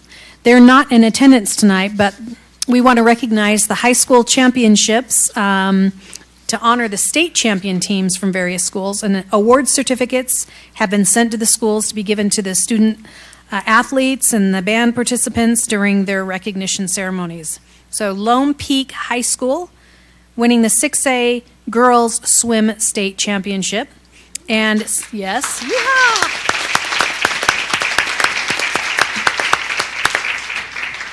And the Skyridge 6A Boys Swim State Champions. Congratulations to both these exceptional teams. Didn't I say Skyridge? I was just going to say they both repeated their championships from last year. So 2 years in a row for both teams. That's a really exciting. Let's see, is Daniel Simmons here? By chance? Come on up.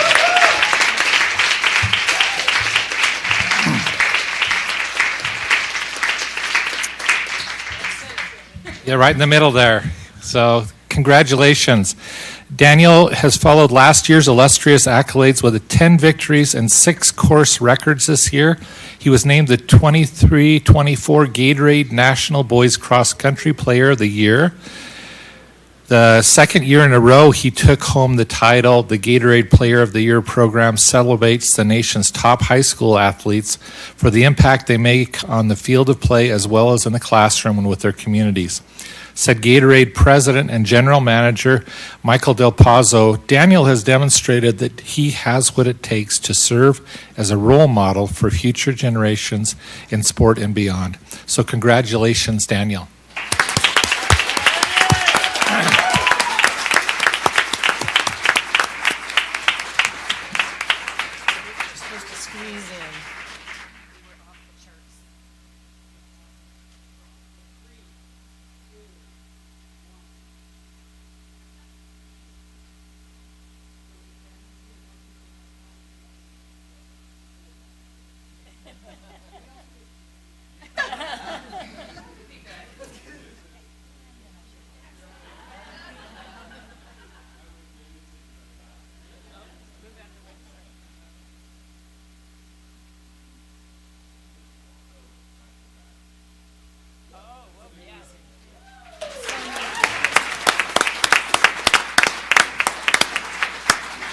I'd like to shake your hand.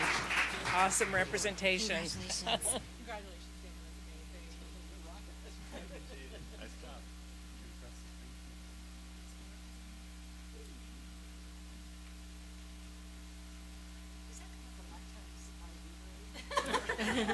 By the way, sometimes we wait and do this at the end and everyone's gone. So everyone here's who's here to support Daniel, could you stand so we can applaud you?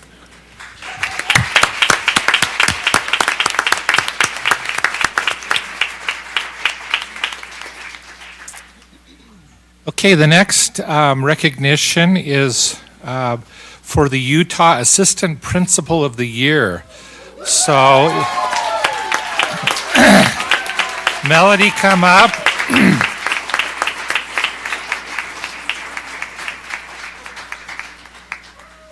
So, we need congratulations to American Fork High's Assistant Principal, Melody Apesgua.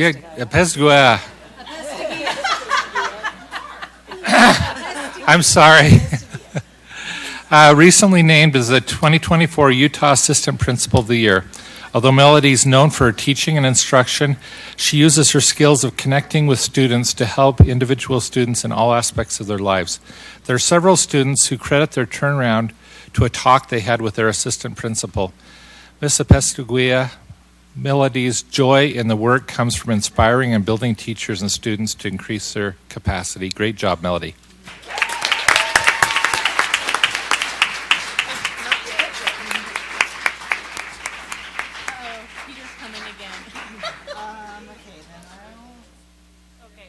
Okay, good.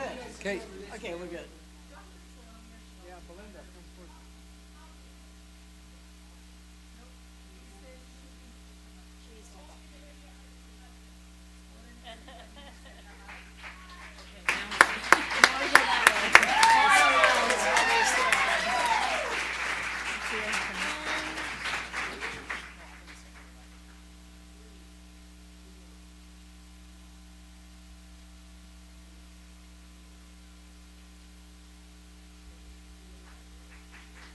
Stay put, stay put, stay put. Is anybody else picturing? Okay, okay, great. We'd like to shake your hand. Congratulations, Melanie. Congratulations. Nice job.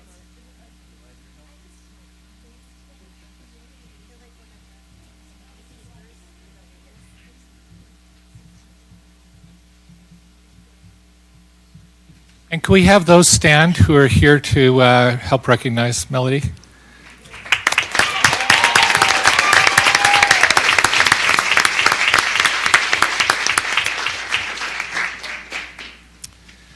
Okay, we're excited to honor various individuals from American Fork High School.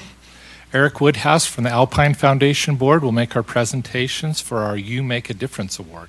It's always a pleasure for me to be here as part of the Alpine Foundation Board, and we appreciate the diligent efforts of all of our employees and staff. And this is one of those situations where it's a lot of fun for me to be able to recognize these individuals. So, without further ado, the first individual that we would like to recognize is Lisa Blacker. Lisa Blacker, will you come up?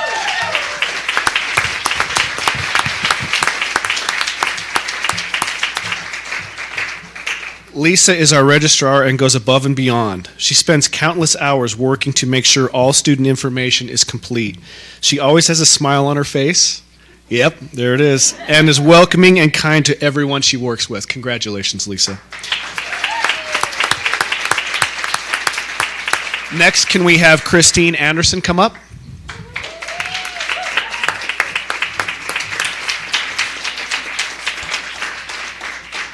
Christine is our aide for our ELD classes. She is very passionate about what she does. Christine has been an asset in helping our students succeed in learning English and improve their academics. She also is a contributing member of our ML task force. You'll have to explain what that is, Peter. Multi-language. Okay.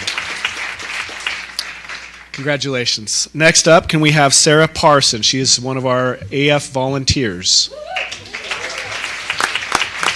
Okay, Sarah's not here today, but I'd like to read. Sarah does a great job with our Heritage Month bulletin board. She updates them regularly with inspiring and educational messages of diversity. Congratulations, Sarah. Next up, Jill Brown. Is Jill here?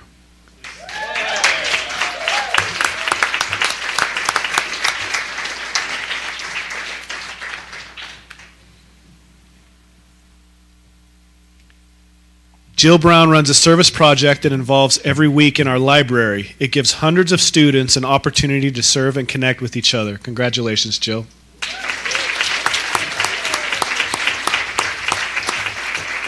Now we have two teachers that we'd like to present. Stephanie Gladwin Park, will you please come up?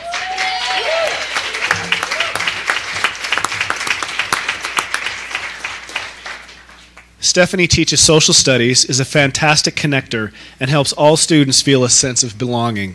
On top of working as one of our study skills teachers, she is our ACT testing coordinator and attends to every detail with precision. Congratulations, that's awesome. And last, can we have Liana Brown come up?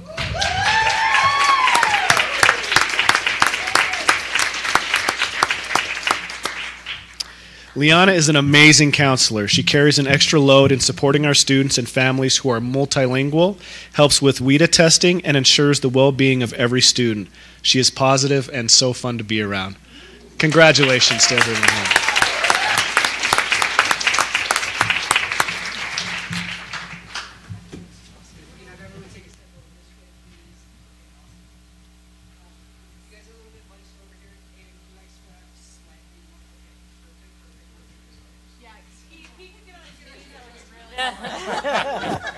Oh, wait.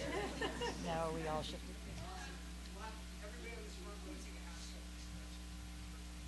There we go.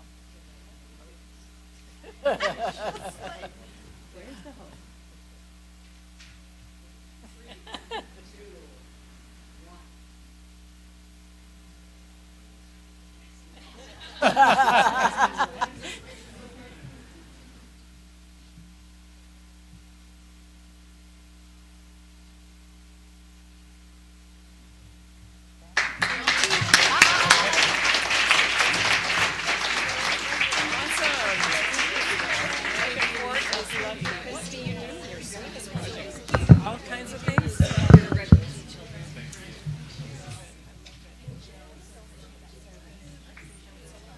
Thank you so much. Congratulations.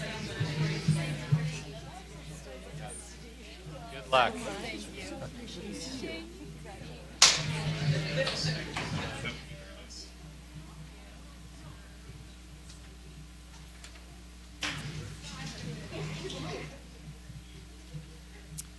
Okay, I want everyone who is here to support these awardees to stand and let us recognize you.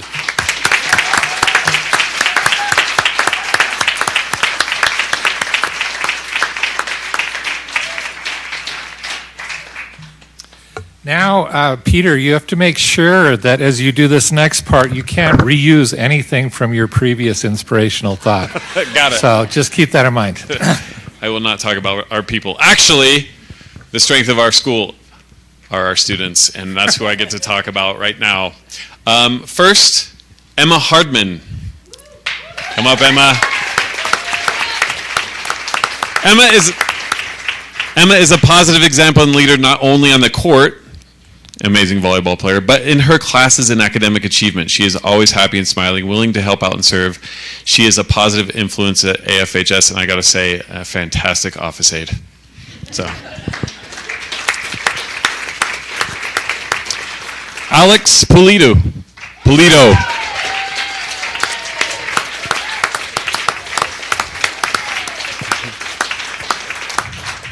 Alex has grown so much in the last year. He regularly attends classes, is respectful in his interactions with adults, and will complete all of his graduation requirements by the end of this year. He's a junior. He is planning to attend MTech next year.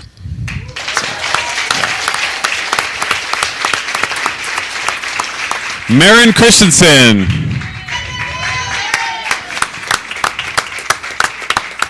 Marin appears to be a quiet student, yet she is extremely kind and outgoing. Marin is persistent in her studies and practices her Spanish to outreach to others. She is a wonderful representative of being a proud caveman.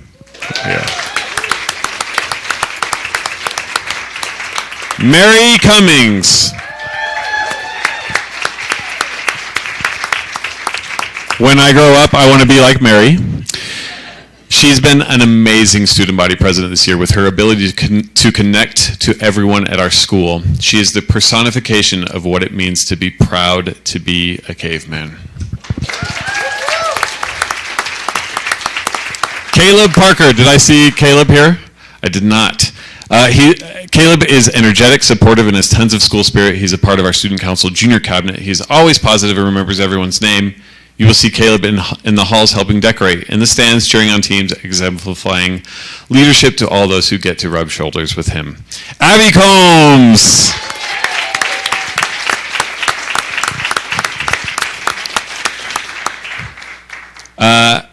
Abby is a charismatic, positive, fun-loving, and hardworking student. She does a great job at connecting with other students, and her school spirit is second to none. Abby even successfully rescued a chicken from causing havoc during a basketball game. Didn't even think about it. Saw a chicken on the court, just picked it up, and went to the chicken's rescue. And Addison Hostine, are you here? No, but Addison has been resilient as he's dealt with illness and the passing of family members. He demonstrates persistence and dependability as he keeps up his classes with everything going on outside of school. So, congratulations, these stellar students. Give them a hand. Picture time.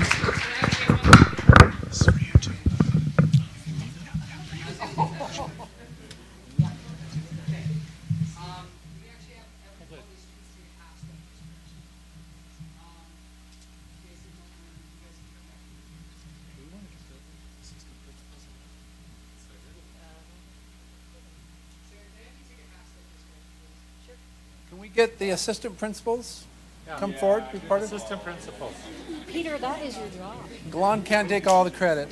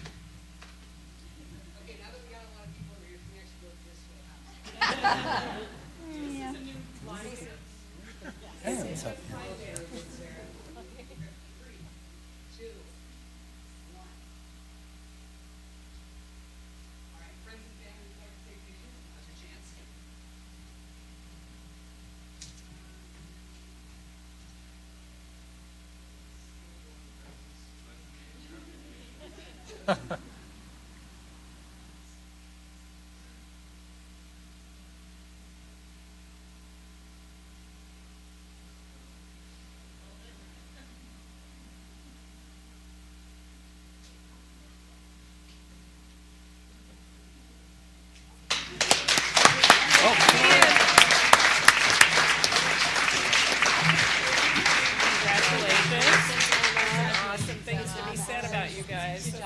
Thank you.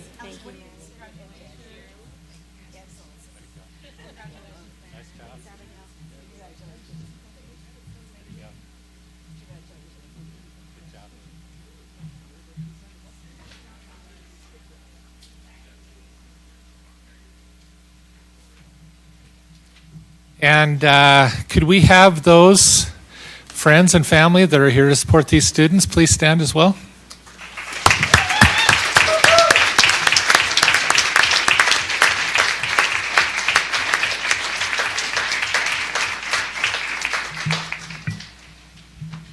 It's all you, Peter. Ladies and gentlemen of the jury, I want to tell you why American Fork is the gem of Alpine School District. Yes! First of all, as you've seen, we have amazing students, amazing teachers, amazing staff, and of course, supportive community, parents. This year has been really special.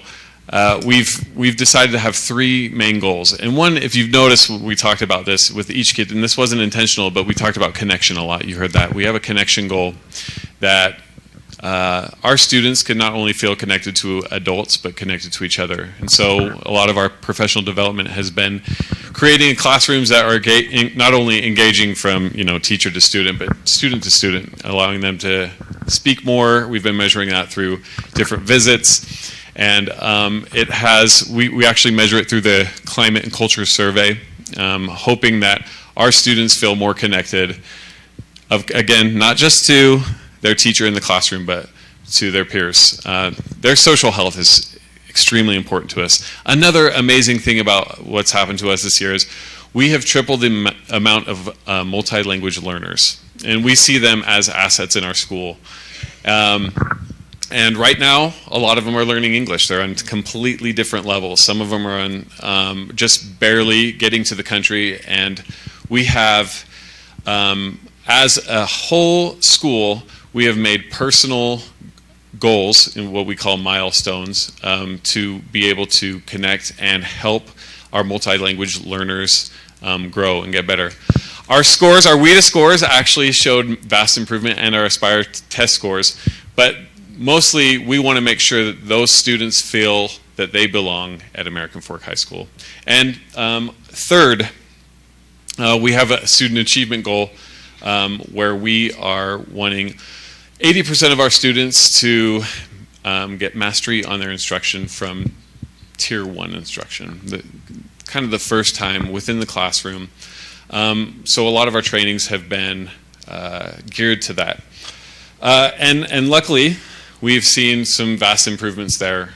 We had very good proficiency and growth scores in ELA, math, and science.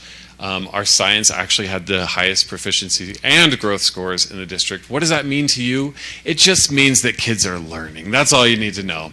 And not only that, what makes us the gem of Alpine School District is, look at it. First of all, look at the light shining on the school. It's just, look at that view. But there is incredible balance. There's something to do for everyone at our school, whether it be through clubs, performing arts. As you know, we have the highest participation of performing arts. I don't know if you knew this, but we have a really, really big and good marching band. I don't know. Let's get some cheers for the marching band. But also choir, theater, and anything involved with music, our orchestra class as well. And in athletics, we have quite a bit of balance. People don't know whether we're a performing arts school, an athletic school, or an academic school. Why? Because we have a place for everyone. Something we really are focusing on is helping students feel dignity at school. That's their own worth. And I believe how kids feel about themselves, their own identity, if they establish that they have worth, they will be able to succeed for the rest of their lives.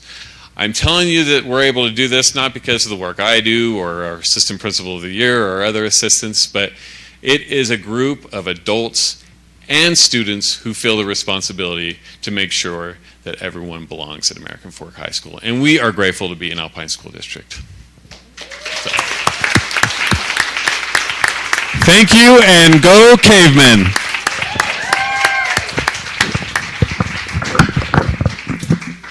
Before you all go, I would be remiss if I didn't ask the students and faculty here how you're feeling.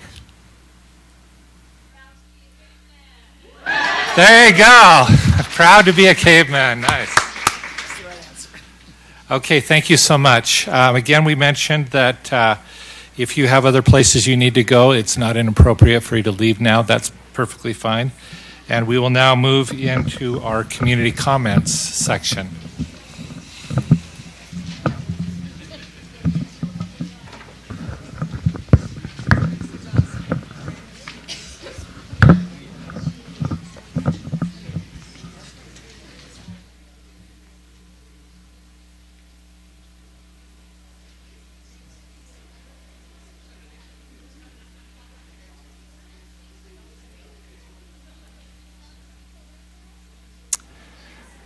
Okay, so we allocate time in every board meeting for a public comment. We ask that those who are commenting not deal with personnel concerns. And we're not going to probably answer any questions, but we just want to get input on how things are going and concerns you have. So we'll go ahead and start with Michelle Sorensen is the only comment we have. And so go ahead and tell us what you're thinking about. Thank you. I am here to express some gratitude today. I am Michelle Sorensen, and I am the Timpanogos Council PTA president who works with the cluster schools that feed into Timpanogos. I would like to express gratitude for the partnership that ASD and PTA share. In my many years of service, I have gained an appreciation that the PTA mission statement, which is to make every child's potential a reality by engaging and empowering families and communities to advocate for all children, aligns with that of Alpine School District. Thank you for recognizing each and every PTA and allowing us to work in the schools to help support your vision and engage with our school communities to advocate for the success of each student. I have also had many PTA members express appreciation for the opportunity to participate in the MGT study. The power of PTA and the ASD partnership is evidenced in each meeting I attend. In the last 2 months, I have sat in a meeting where parents voiced concerns about lunchtime procedures at their elementary school. The principal and the parents engaged in a productive discussion and gained an understanding of concerns and the parameters with which they can work. Parents came away feeling heard, and the principal was willing to take their comments into account. In my council meeting with 6 principals and PTA presidents, we ran around the table and shared how we are each working to promote the mental wellness of the students and adults in our schools. At the conclusion of this powerful conversation, the comment was made, "We wish everyone in our schools could be here to hear how much care, concern, and love there is for each student, and know of all the various ways that we are working to help create environments where children feel safe and ready to learn." These are just 2 small samples of conversations that demonstrate what happens with the PTA-ASD partnership. Having the opportunity to sit at the table with principals, teachers, and specialists has impressed upon me what an investment Alpine makes in our teachers' professional development. I have learned about the many varied resources ASD works to provide students, especially those outside of the normal student learning box. I love hearing how our principals work to create positive school cultures and implement the 6 C's. Overall, I have gained a true appreciation that ASD cares for students and families and works to provide these opportunities. I am happy to contribute a small part through my PTA service. I hope that each of you have taken the time to join multiple PTAs in your areas. And I would like to encourage parents throughout the district to please join their PTAs too. Not only do PTA parents volunteer in schools and work to unite their communities, they are truly invested in making things better for every child. And it's not too late to join. Look on your school websites to find the link to join your PTAs. Thank you. Thank you, Michelle.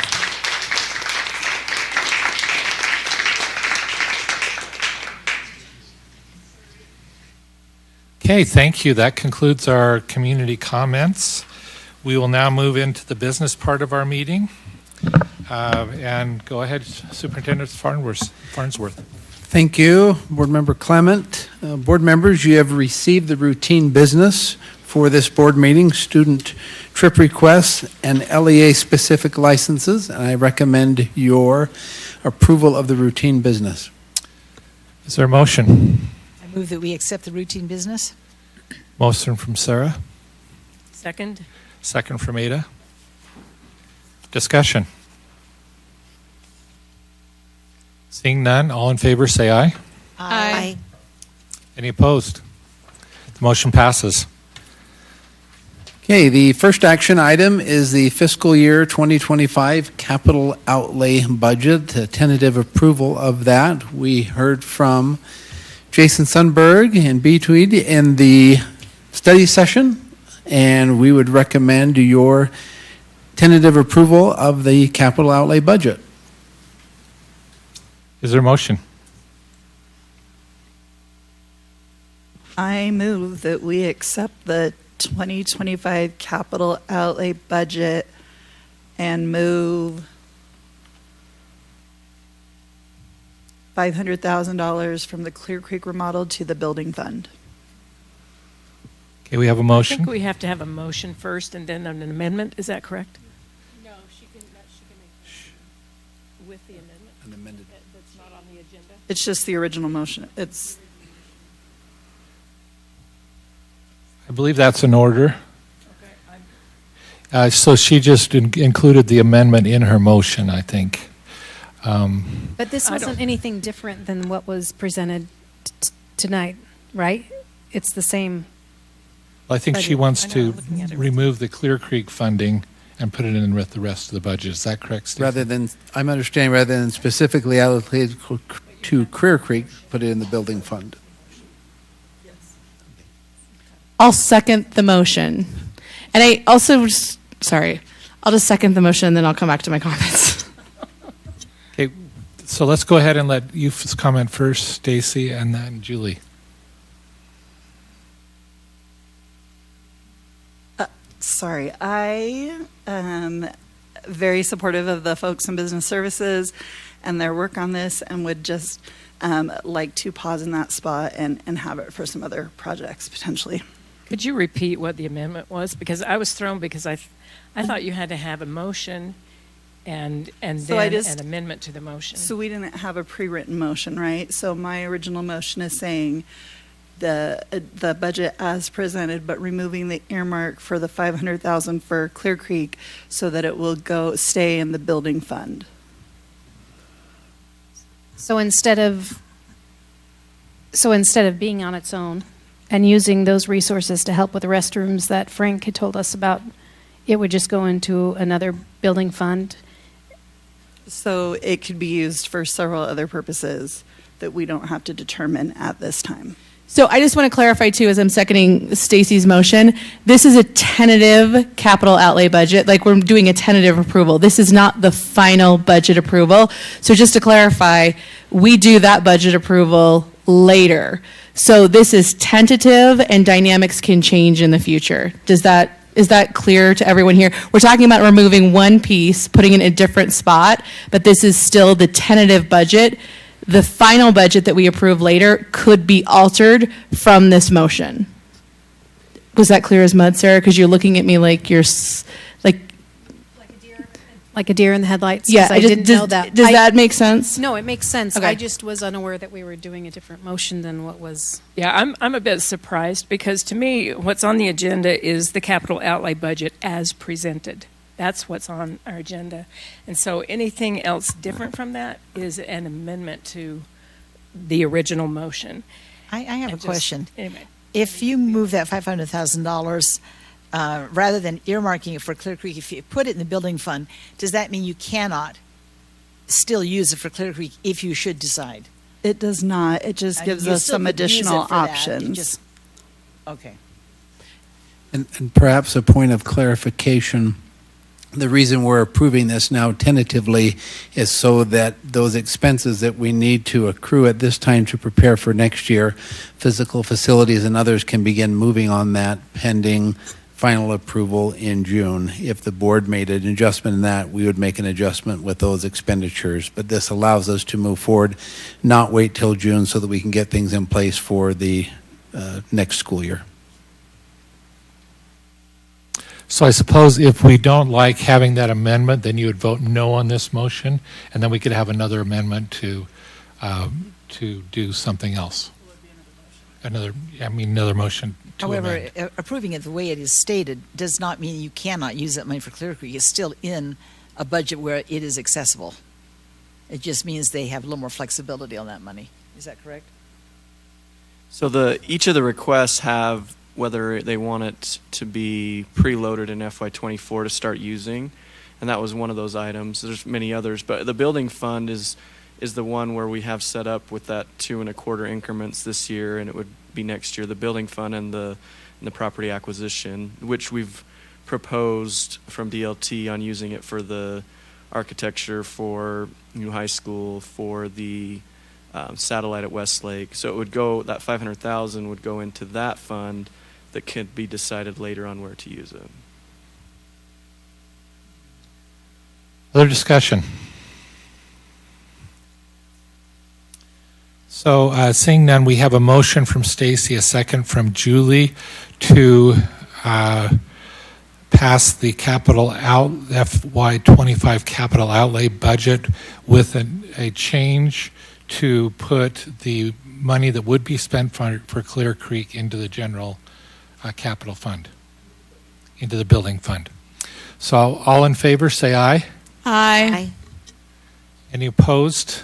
Opposed. Nay. Okay, so 1, 2, 3 nays. Was there another nay? Okay, so 4 nays, so the motion fails. Is there another motion? I'd like to move that we pass the fiscal year 25 capital outlay budget as outlined in our study session. I'll second it. I have a motion from Ada, a second from Sarah. Would you like to speak to that, Ada?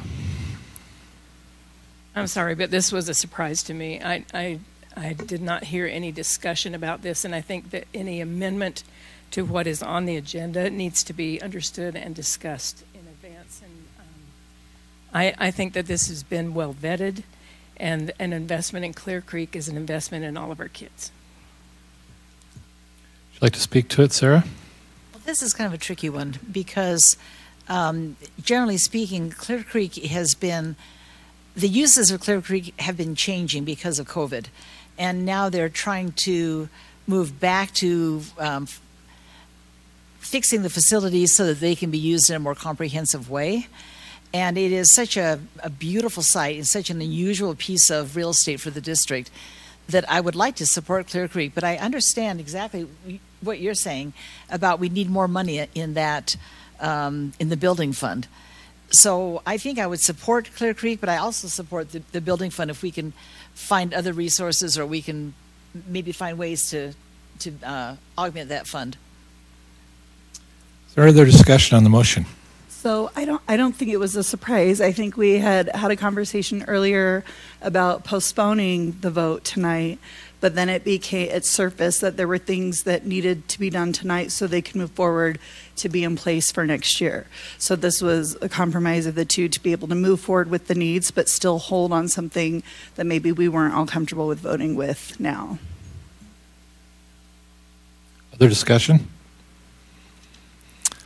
Seeing none, let's go ahead and vote. All in favor of the proposal by Ada, seconded by Sarah, to pass the FY25 capital outlay budget as presented earlier, say aye. Aye.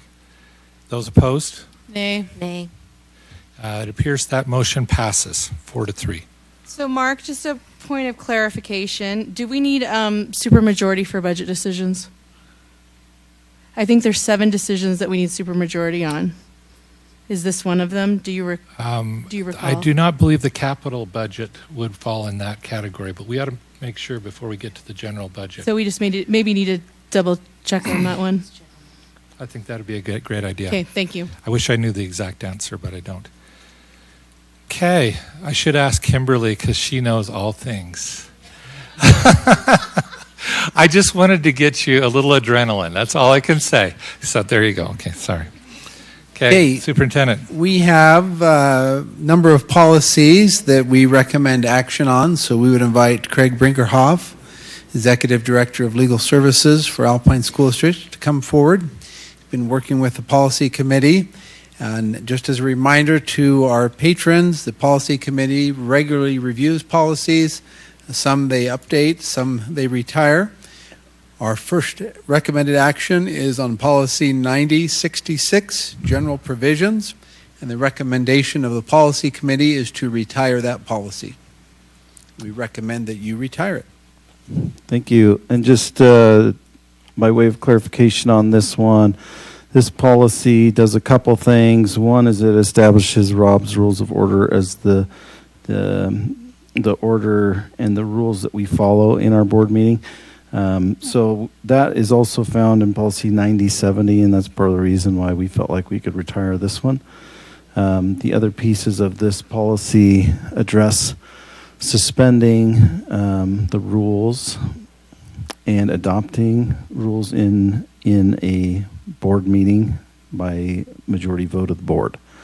So those two items, the suspension or the adoption of rules outside of Rob's Rules of Order, are not currently in policy.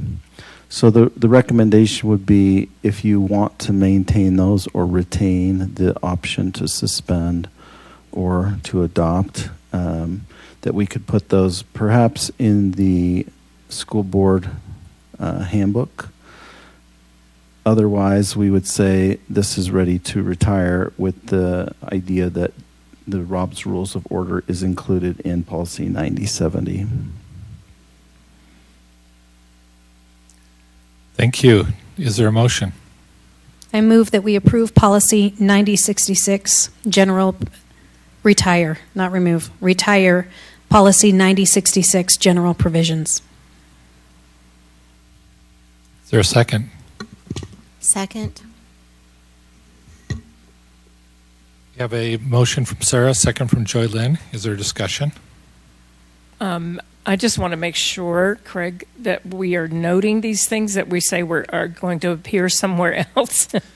Yeah, so typically we will do those in advance. In this scenario, I don't have access to the board handbook to edit, but if that's what we want to do, then we can, if the board wants to move in that direction, we can definitely include We'll make that. sure that we find who has access to that, Kimberly. We'll get that to you. And just Okay. noting that it takes a supermajority to suspend the rules, not just a majority. Just noted.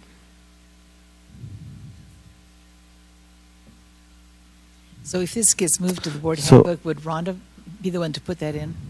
Yeah, and if we were to do that, then I would suggest that a motion probably would have to say that we're retiring and moving those sections to a handbook, if that's what you want to do.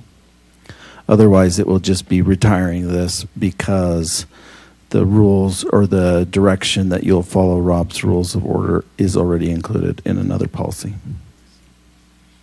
Sorry, that's a little bit of a twist to this one. Okay, maybe can I make a motion that we put? There's already, yeah.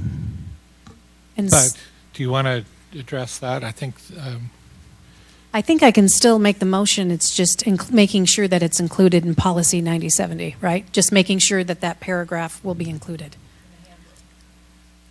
It will be in policy 9070, right? I mean, some of the things that are in there, but then the whole policy with that part included with the suspension of rules will be included in board handbook. Yeah, so 1.3 is already in a different policy. It's 1.1 and 1.2 that if you would like included in the handbook, we can do it there, or we can also add that to the other policy for Or do both. future approval.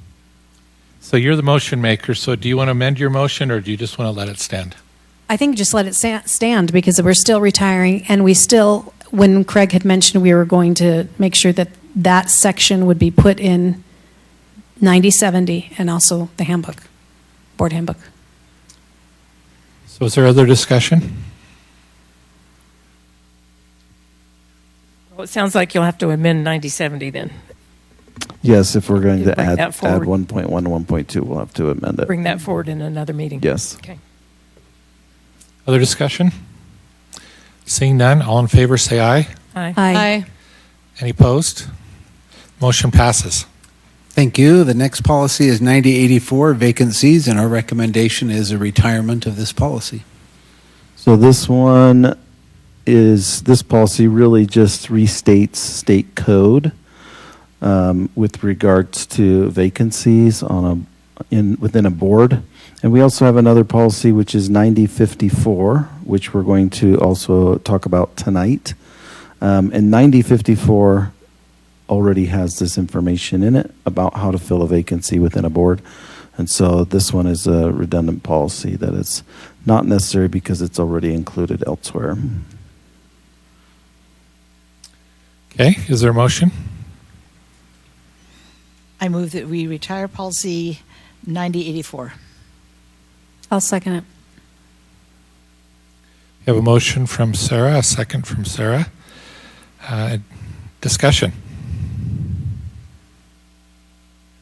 Seeing none, all in favor of retiring policy 9084, say aye. Aye. Any opposed? The motion passes. Thank you. The next policy is policy 9086, memberships 3.5.1, and our recommendation is the retirement of this policy. So this policy is with regards to the board members being members of the National School Board Association. This piece is part of what is included in the school board handbook that talks about how board members, part of their duties is to attend professional development, which includes NSBA and others. And so that is why we're recommending the retirement of this policy. Okay, is there a motion? I move that we retire policy 9086, membership in 3.5.1. Second. We have a motion from Sarah, a second from Joy Lynn. Discussion. I'd just like to point out that both of these policies were written originally in 1984, and our committee has noted there were a lot of policies written in 1984. Maybe that was the beginning of the policy committee or something, but we found dozens of them, and many of them are lacking a policy statement. Like this one has no policy statement on it, and they have become either obsolete or redundant. They're covered other places, so this is not the last time you'll see something like this, I think. Oh, just cleaning up. We're just cleaning up some of those policies. Okay, any other discussion? Seeing none, all in favor say aye. Aye. Any opposed? Motion passes. Thank you. Last policy change is policy 9054, as referenced earlier by Craig. This is redistricting and filling vacancies to school board seats, and we recommend your approval of the revisions in that policy. Yeah, so as mentioned earlier, this policy does address vacancies, which is why we suggested the retirement of the 9084. What we did to this policy is we updated it and included links to the state code on it.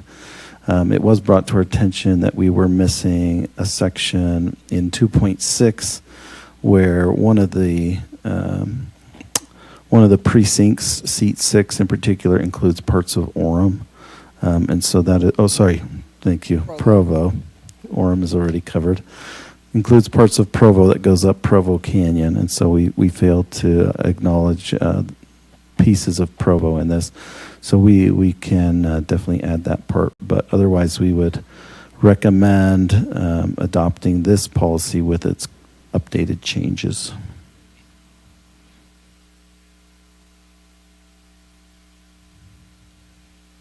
So where is the part that talks about Provo? It's in 2.6 on page 2. So it currently does not say Provo, and that's where I'm suggesting that we will have to add that in. So it basically should say income some precincts in Linden, Orem, and Provo.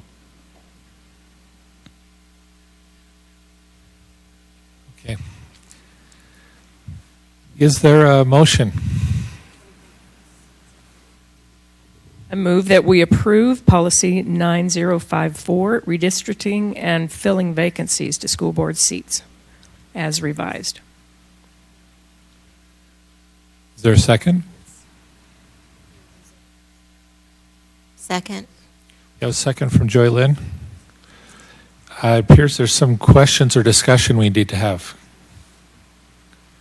I guess, Ada, you can start if you want. Well, I'm just noting that there was the addition of the possibility of changing the number of school board members on the Alpine School District School Board, and that's something that we had discussed, and it, by law, is now a possibility. So that's a good change. Did you say anything, Joy Lynn? Other discussion? So I guess my only question is, Provo is not currently included in there, and is that really considered housekeeping if it's the addition of a municipality? I think it's just complying with the maps as they exist already.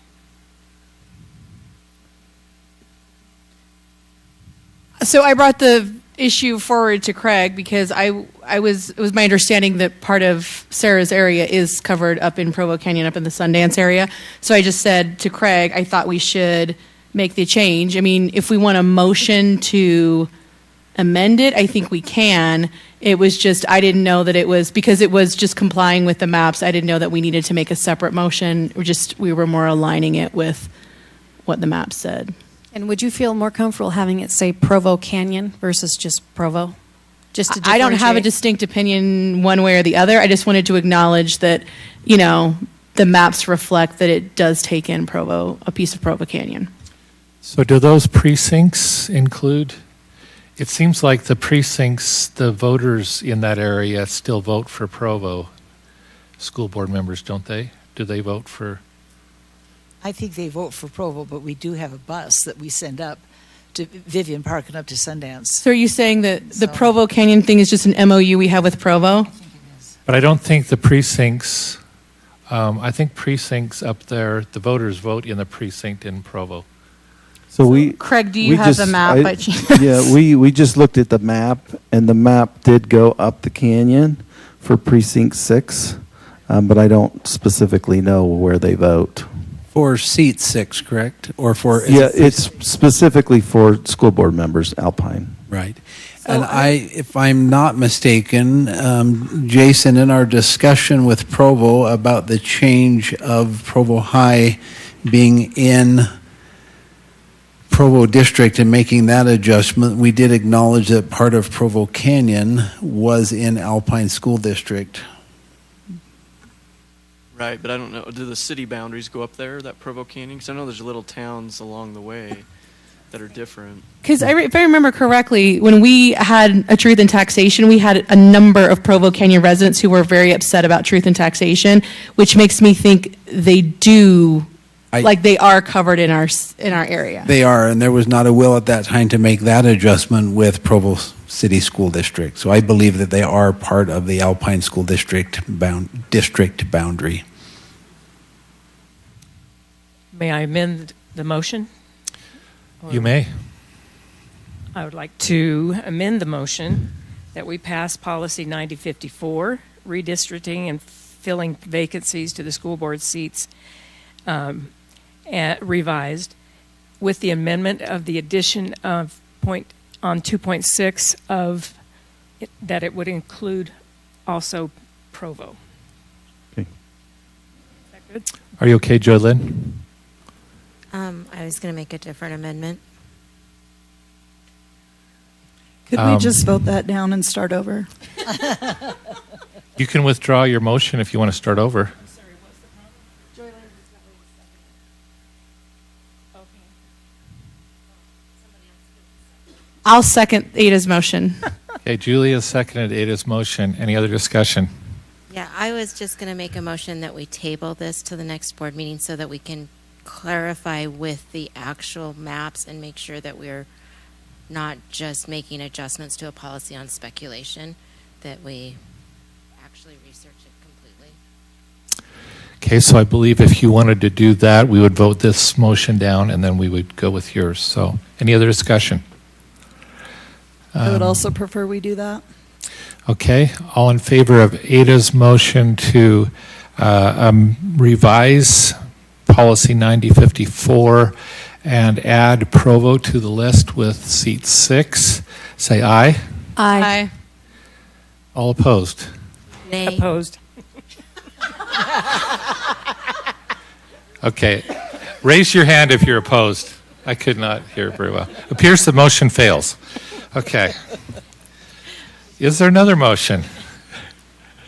So a point of clarification, because my motion would be to table, do we need to vote on the original motion first? I think it just failed. No, we motioned on the amendment, so we're back to the original motion.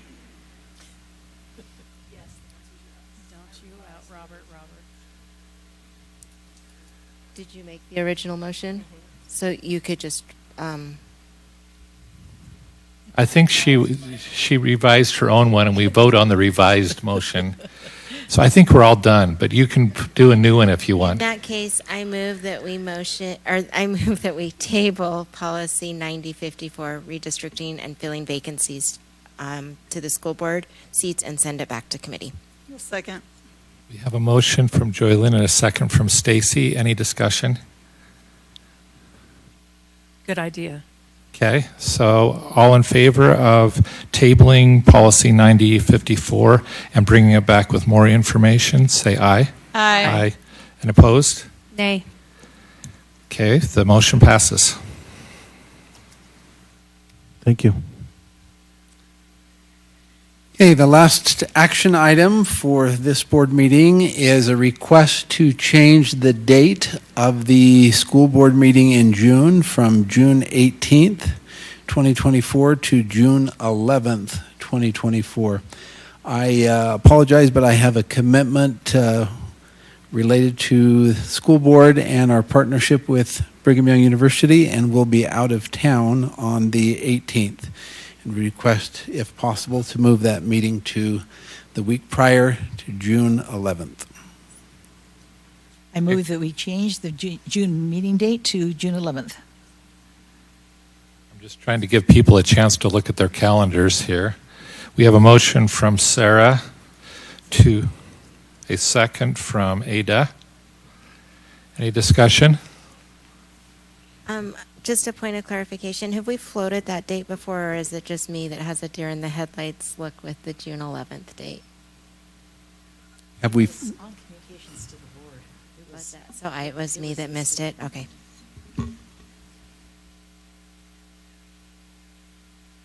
Other discussion? Okay, all in favor of changing the June board meeting to June 11th, say aye. Aye. Opposed? Nay.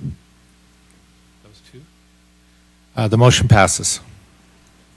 So, Mark, Yes. just before we move on from the action stuff, Okay. I just wanted to clarify, we don't need a supermajority. So just to clarify, the capital outlay budget did pass. Correct. So I just wanted to make sure that we're all on the same page about it. Yes. Okay. And I did try to look it up, and it appears from my 30 seconds with one eyeball while watching over here with the other one, that it does require a supermajority for if you're going to increase taxes, so that kind of a thing.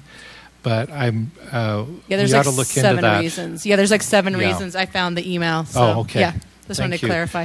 Do you want to read the reasons to us so we can be educated? If you found it. The 7 reasons why. Yeah. Yeah, it's in statute. So we need supermajority vote for board discipline, closed session, removal of board officers, property conveyance or sale, transfer of a portion of a school district, so that could be fun in the future, adjust the plan of finance for a bond, So basically, if we said we were going to bond for something, it would do something different.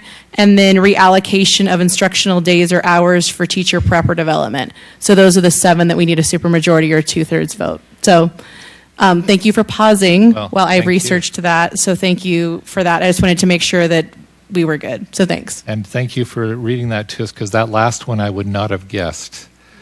So thank you. And let's see, whoever in staff that brings these things forward, we ought to make a note of that. Items that need supermajority votes in future. We will make a note of that. Thank you. In fact, you might want to send that to our to Shane, just in case. Okay, reports. Yes, we will not need the MGT report. They were able to cover the information that they did in study session. We look forward to them being back with us the week of March 11th through the 15th and participating in those feedback opportunities. We do tonight have a report. I would invite Dr. Ruiz to come forward. She and her team have been working on reducing the amount of transitions that our special needs students need to go through to receive the services that they are provided. We anticipated this would be a multi-year project and are pleased to announce that we are ahead of schedule on those changes. This was facilitated by the expansion of full-day kindergarten. Appreciate Dr. Ruiz and her team and the work that they did to aggressively go after this. We are excited about the changes that this will mean for the students and families, the services that they are provided to mitigate the transitions and disruptions to their educational program. So, Dr. Ruiz, we invite you to share some information with the board. Thank you. As we continue the conversation that we started with programming with DLI and ALL, this is the second part of that conversation in looking at how do we distribute equitably all of our programs within Alpine School District. And so today, I just want to make sure the public and the board understands that this is a proposal. I do want to acknowledge the special education directors that are here tonight and that have been working really hard at creating the opportunities where our students are closer to their neighborhood schools or in their neighborhood schools, the opportunity to reduce the number of transitions from program to program. As Dr. Farnsworth shared, this is something that we thought it was going to take us a few more years to get closer to our goal, and here we are. So we're excited to share tonight the recommendations, and then we'll take these to our communities that will be impacted by these changes and continue to seek feedback, and we'll bring it back for to determine implementation. Okay, so yes, Zach? and I think those would be staff recommendations that we would make the board aware of. Good evening, members of the board. It's our privilege to join with you tonight, and as Dr. Ruiz specified, we have some exciting proposals related to our special classes. She acknowledged the directors that have been a part of this process, and I wanted to just publicly as well thank them and acknowledge the many hands that went into this. Of course, it's a privilege to have my leader and as my wingman tonight, Ryan Burke, for our department. As well as my fellow elementary and preschool directors, Jack Kingsford, David Turner, Heather Slaymaker. But beyond our department alone, we've been deeply involved with members of the advisory team, our elementary supervisors, and the district leadership team, Dr. Ruiz as well, in coming up with what we feel is our best proposal thus far we can bring to you and to the public. As you'll see at the end, tonight really initiates, though, an opportunity for feedback. And we have a specific process that we will undertake on how we will go about soliciting that information. To begin, I do want to bring us to really our coherence map. The shift to all-day kindergarten programs that we're excited about, it brings with it some exciting opportunities. There are constraints as well that we face with regards to space and other things in certain locations, but there's opportunity, immense opportunity that comes with this shift that's happening this coming school year. And in looking at these changes, we really chose to look at special education needs, and in particular our special programs, through our lenses of equity, innovation, and results, as we see on our coherence map. We looked at the invitation to move to all-day programs and said, if we were to innovate within this opportunity, what might we propose? And as Dr. Ruiz also implied at the beginning, how can we minimize transitions of students and generate more continuity of programs? So as we present tonight, and you'll probably see where these lenses of innovation and equity in particular are manifest in what we have to share. To begin and help maybe generate a shared pool of understanding, I do want to take a moment and, for clarity's sake, discuss our special education programs that we have and how they relate to our programs that we offer our students. And these can be distinctly defined when we look at the needs that the students present and then the learning environments uniquely catered to those needs. Some of our students with qualifying disabilities demonstrate what we would define as more mild to moderate disabilities, and others have more extensive support needs. And the learning environments in which these students participate in do vary. Those that have more mild to moderate disabilities, we try and stay rooted in general education settings to the maximum extent appropriate to their needs. In preschool, that begins in our inclusion settings. Typically, we try and maintain ratios of 30 to 50% of students with IEPs, and the other students are their non-disabled peers. And so we're able to keep them rooted in the general education curriculum. Once those students move into kindergarten through 6th grade and beyond 6th grade, going into secondary, we can provide their needs in resource settings.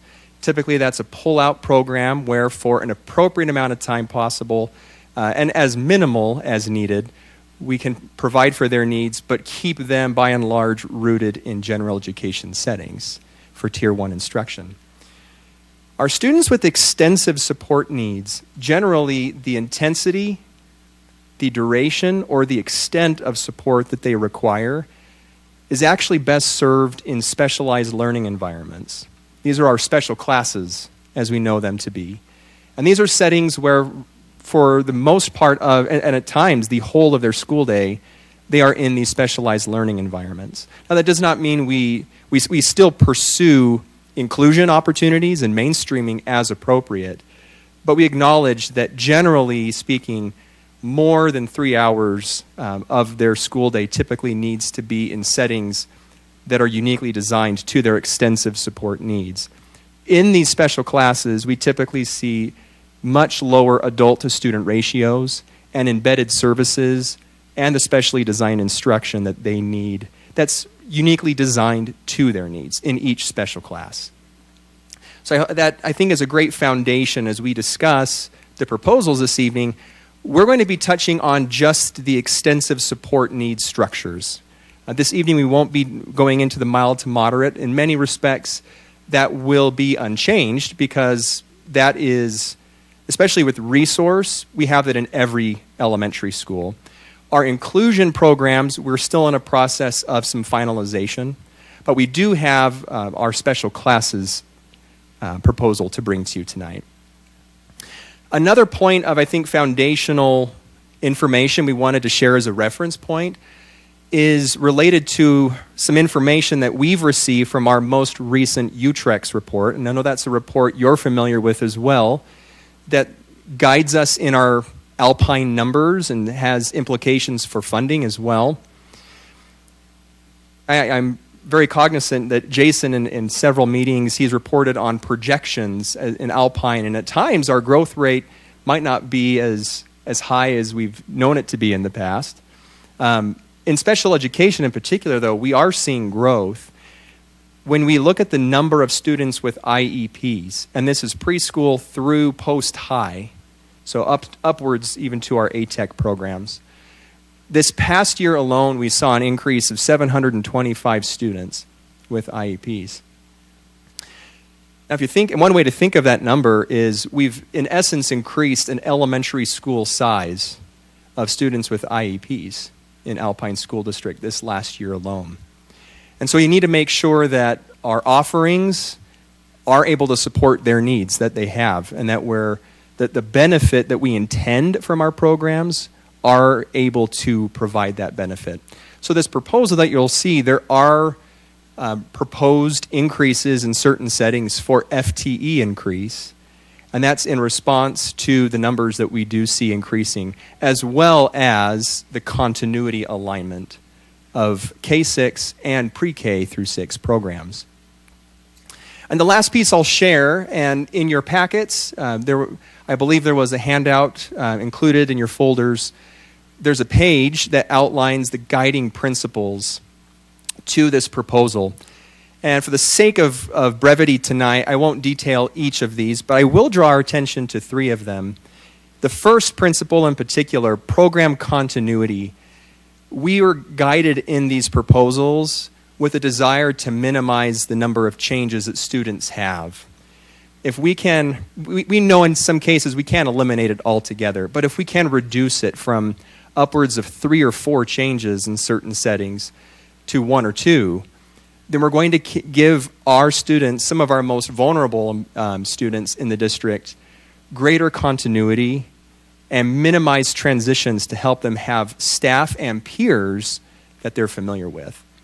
We also emphasize number 2 that you can see on the screen, increased teacher collaboration opportunities. In reducing island programs or standalone programs of just one teacher, but combining them so that we're able to have them with like peers, they have an immediate partner with whom they can strategize and collaborate with and plan with in meeting the needs of their students. So when they feel stuck, instead of having to go across to another school, they can perhaps go across the hall.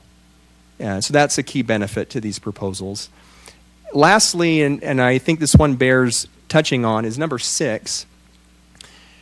There is a specific benefit that would come from bringing our current mild to moderate special class students into our proposed new special class structure. They have nothing to lose in terms of the supports they now receive. And if anything, what they have to gain is earlier identification of the extent of their needs. Earlier identification means better alignment to services. Sometimes, inadvertently, we may hold on to students in certain settings a bit too long.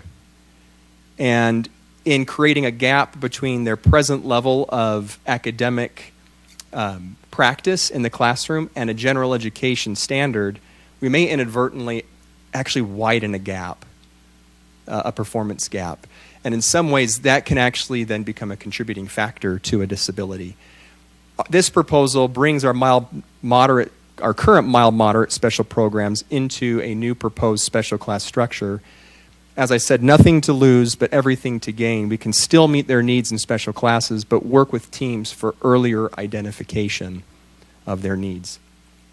So with those preface comments, let's jump into our proposed K-6 adjustments to the structure.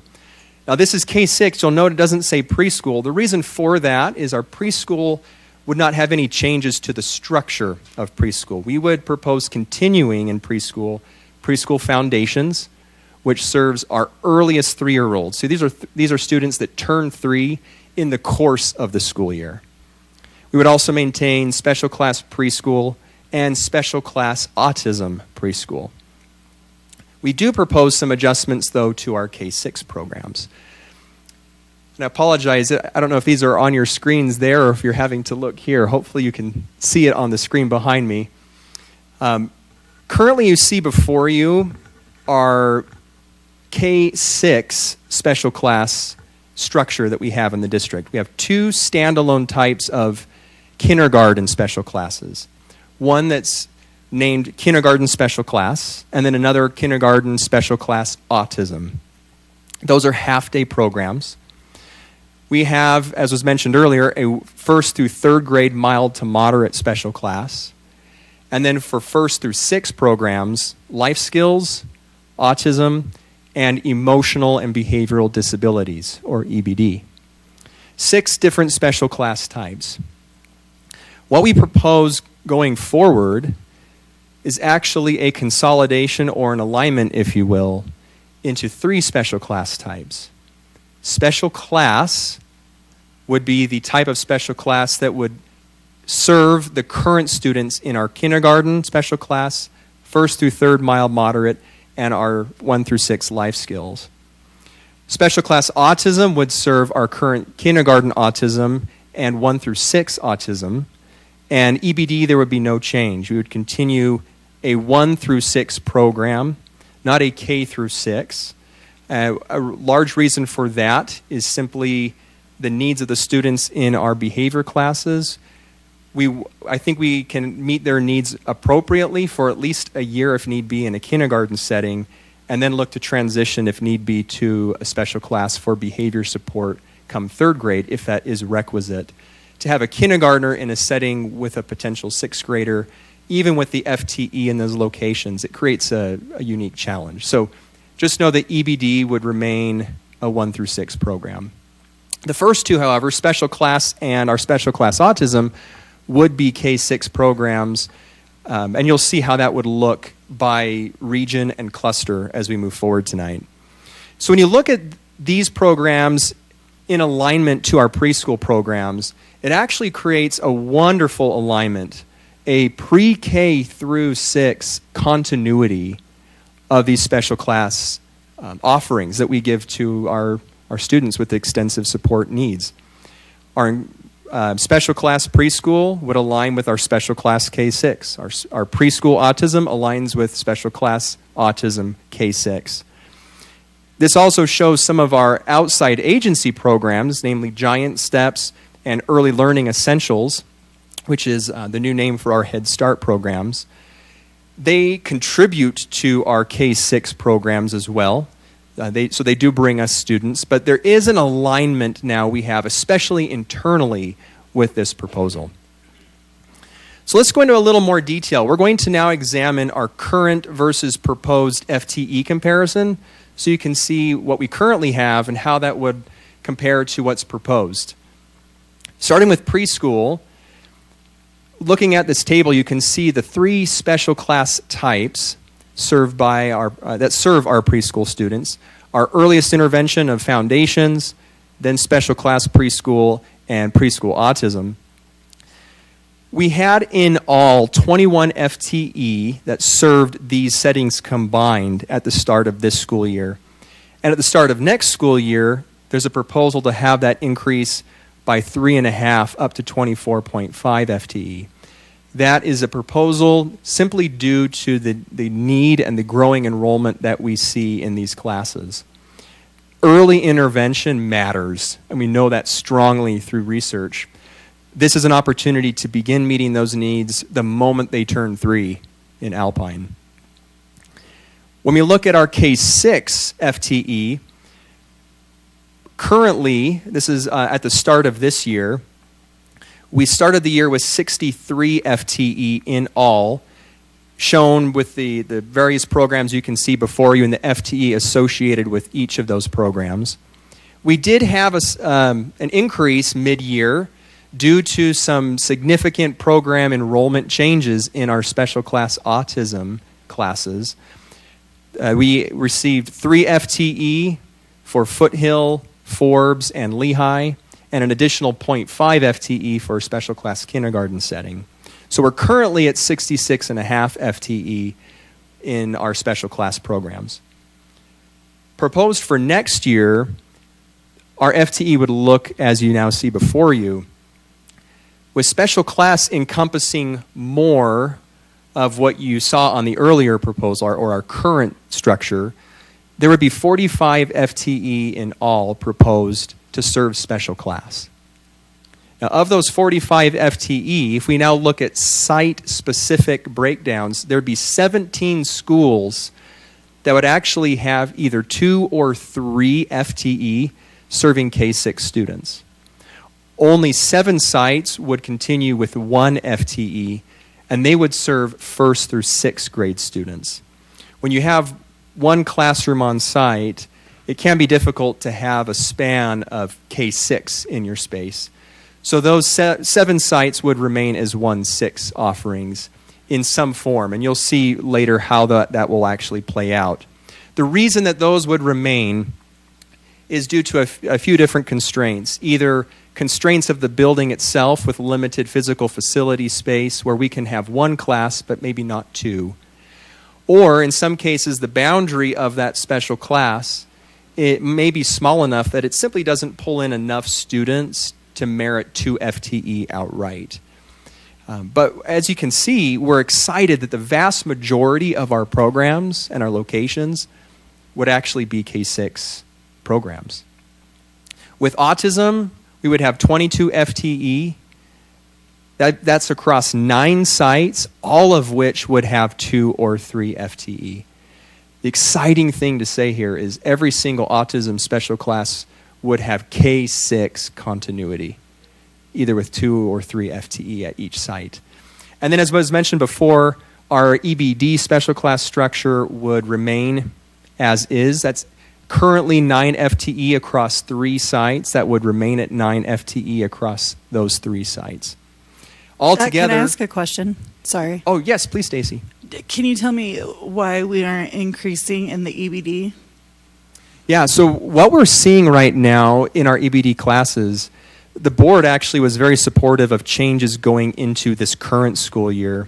If you looked at that number even just a year ago, that number was already reduced by 2 FTE. We piloted, in essence, at Aspen Elementary, a new structural way of looking at support in that setting, of using 3 teachers as opposed to 2. In essence, having 2 classes that may serve some of our more intense needs, looking at appropriate age distinction there, generally with a lower and an upper class. But then a 3rd class that's more of a bridge class going into mainstreaming opportunities with the aim that they're preparing to go back to neighborhood school. And so as the students acquire and start to master those skills, moving from the most intense classes into the mainstreaming class, and then they go from the mainstreaming class into that school's resource and general education settings, they're able to acquire those functional skills to now succeed in a learning environment, and then we transition back to neighborhood school. We found that this model, which expanded to our current location at Meadow and Riverview as well, it's gaining traction. Are there significant needs? To be sure. But what we're seeing is this new approach and this new structure, it's expanding and it's able to meet the needs that we're seeing in ways that are very incredible. So I think with the board, if we keep you in the know of how this program continues, because it is in its first year, this very year, of expanding to this type of a model, we're happy to keep you in the know of how it's going and do we see needs going forward. But that's why you don't see an immediate adjustment, because what we see now is it is meeting needs as we know them. I will also add, we know that our EBD classes can't do it alone, and there's a lot of power in what Dr. Kim Jones is doing as well when we look at supporting behavior needs across the district. If we can actually encourage general education teachers from the onset to have clarity of expectation and adherence to principles that we know to be sound principles in our least restrictive behavior interventions, then for many students we may be able to meet needs at neighborhood school and, if possible, even reduce the need to attend an EBD setting. I'd love to have a further conversation with you another time. I believe that your assessment and the Meadow community assessment of the current situation may be slightly different. We do acknowledge there are some challenges. And there have been challenges with, even finding teachers in certain times and settings and appropriately credentialed or trained. And we would love a conversation, absolutely, to know how we can both incentivize and nurture greater continuity, not just with the program alignment, but even within the staff. Can I make a comment too? I was at Aspen last week and had a chance to look at they have cameras so you can observe from the office those classrooms. And I had a chance to just sit and observe for a while. And it's working really well at Aspen. They're making some significant progress with a lot of those kids. Thank you. Can I suggest perhaps a report in equity might be appropriate? The committee? The committee that has to change its name?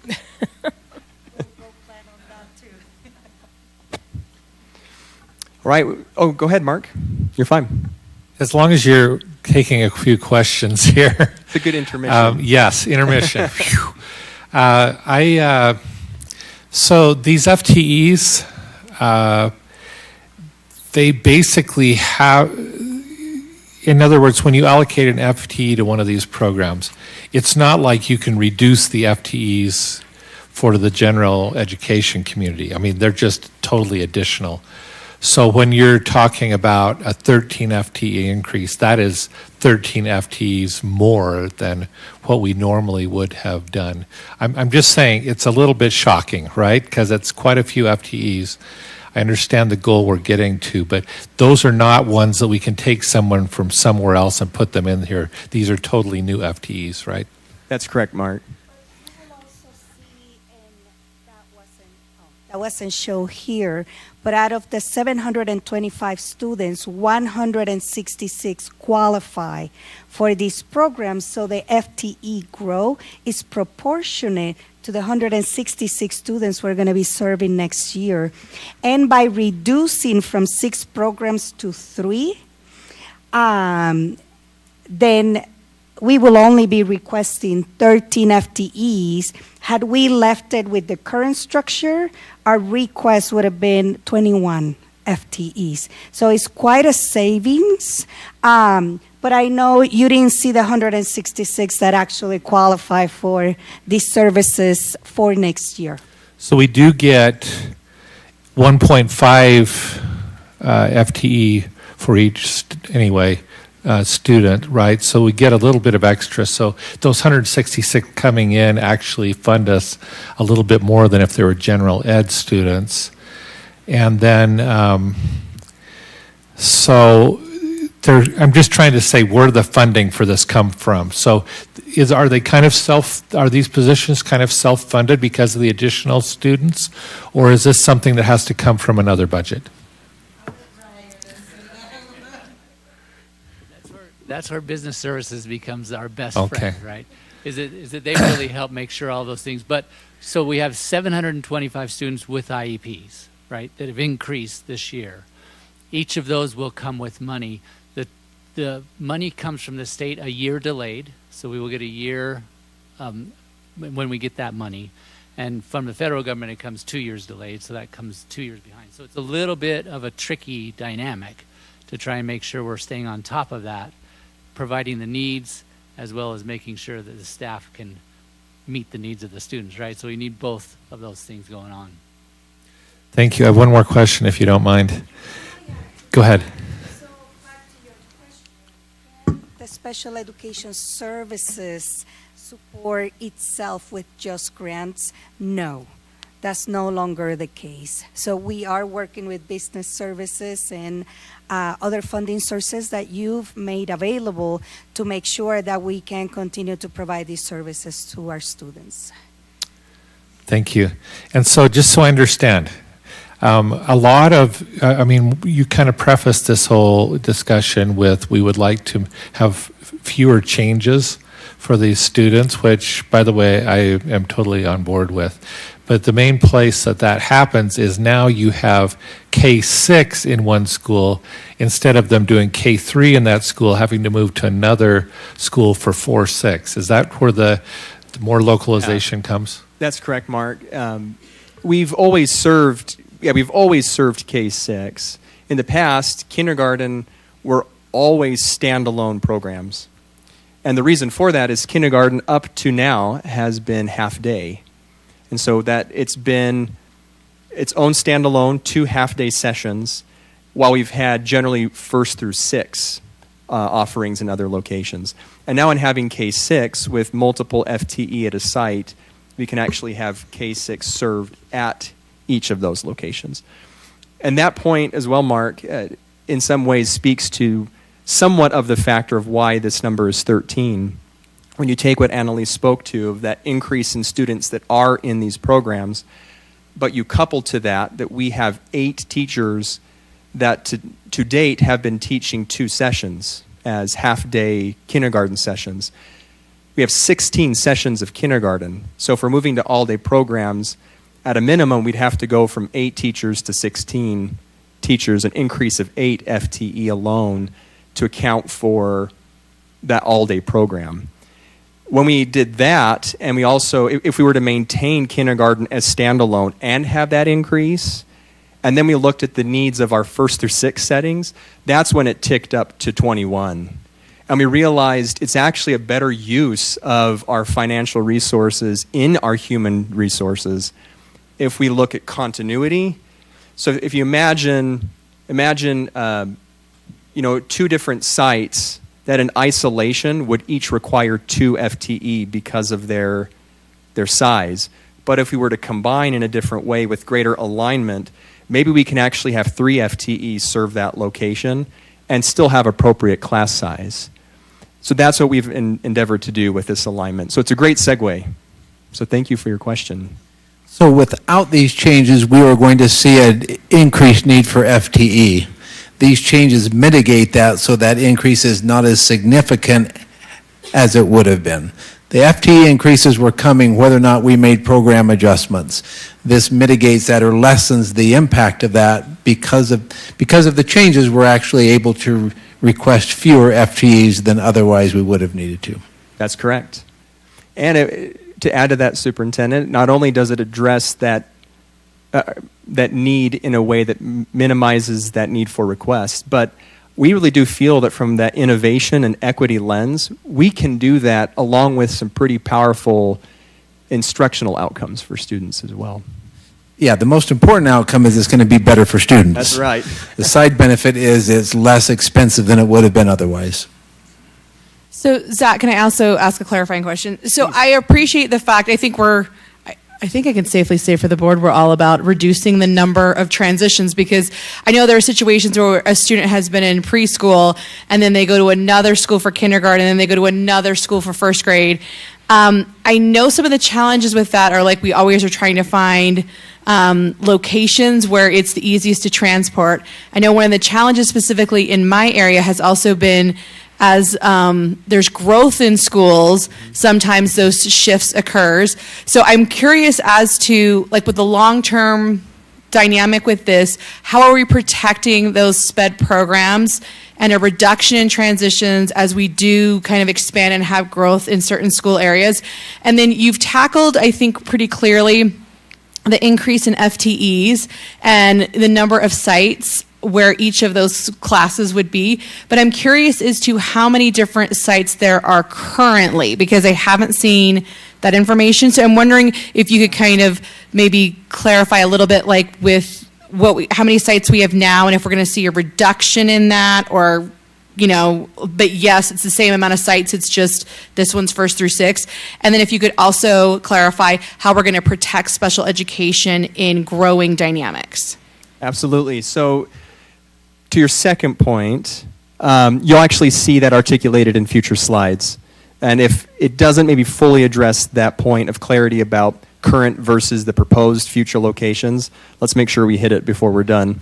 To your first point, I do have to give a lot of credit to our elementary supervisors.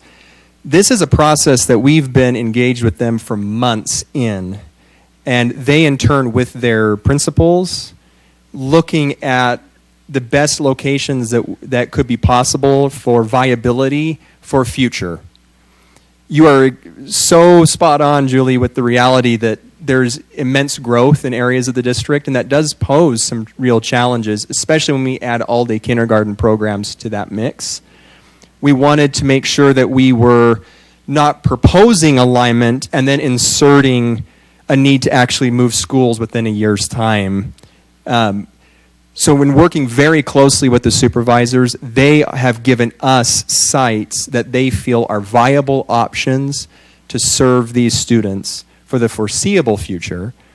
Now, I will say there's a little asterisk to that statement. As with all things right now in Alpine, there's a lot being studied with regards to programs. I think our study session today shows that there are things being studied. We can foresee that this will be beyond just a year or two of viability. For the long term, we will continue to look at our needs, our programs, and work with our staff members in the district and central office, as well as with our communities, to know how to best support those needs for the long term. But the short is, yes, this is more than just it works for the 24-25 year. And that there was a lot of intentionality in the sites that you'll see proposed. So we've kind of, as been alluded to, we've kind of looked at this from a broad view. We're going to start to narrow down now. We've been maybe at 30,000 feet. We're going to go about 15,000 feet. And then by the time we're done, we're going to go down to maybe 1,000, in as much as you want to see your particular areas, cluster areas. Joylyn, did you have a question? Yeah, I just having a hard time wrapping my head around something, and I'm sure it's, go it's ahead. a me issue. On the special class size, currently we have a 1-3 mild moderate special classes and then a 1-6 life skills. Are those combining? And Yes. then- So let me go back to this slide. So what? Those are combining. And then what happens to our 4 through 6 mild moderate students? Do they just There we go. So we actually don't have a 4 through 6 mild moderate program. Where do the students, I'm sorry, this is again a me issue. Oh, you're fine. Where are students that are currently in a 1-3 mild moderate class, where do they go for grade 4? That's a great question. And that very question actually I alluded to when I talked about sometimes we might delay some needed decision making for students. So our mild moderate class is not intended by design to be a long-term class. It's actually meant to be a class of discernment and decision-making about student needs. We either, as quickly as we can, try and return them back to a general education setting with resource support, or to be more intentional in identifying the special class that is better aligned to their needs. So as quickly as possible, we either, again, want gen ed, or we want to connect them to a current life skills, autism, or EBD program. Now, this is no fault of any amazing teacher. Sometimes what happens is we do hope. Right? We hope that could one more year make a difference? Could one more year? Sometimes what happens inadvertently is we might hold on to students. So mild moderate currently ends at 3rd grade. We might hold on to them clear through their 3rd grade year with the thought that maybe something will happen that could change a trajectory or change an outlook. And by the time we're faced with a decision, knowing that this program as it's constituted ends, we may not have a choice at that point but life skills, because their gap between where they presently are performing and general education has grown over those 3 years. Whereas if we can connect them to the core more readily, we can see at a quicker rate if they're able to actually connect to those mainstreaming opportunities and possibly return to neighborhood school. Now our teachers honestly do such an amazing job, but they're in a hard spot where they're trying to determine those needs. The same thing can happen in a K1 or K2 time frame rather than necessarily waiting just till 3rd grade to make those decisions. By design, that's why we don't have a 4-6 mild moderate special class. We actually used to in Alpine. It was discontinued for the very reasons I've articulated, that they were finding they were holding on to students clear through 6th grade with that hope, but by the time they transitioned to junior high, the only option before them was life skills. And so if we can be more intentional with some of these decisions earlier, ultimately it will be a better service to students. Does that help to clarify, Joylyn? here I can go back to the slide I was on. Okay, I think we were here. We're actually going to go in reverse order because starting with EBD, then autism, then special class, our fewest changes are with EBD, and then autism, and then special class. But beginning with EBD, this is to kind of Julie's question. She wondered about our current sites. So what you see on the screen before you, these are our current locations that serve our students in an emotional behavioral disability special class. In the west, that's currently located at Riverview. In the central region, it's at Meadow Elementary. And then in the east, or south, depending on how we quantify it, it's at Aspen Elementary.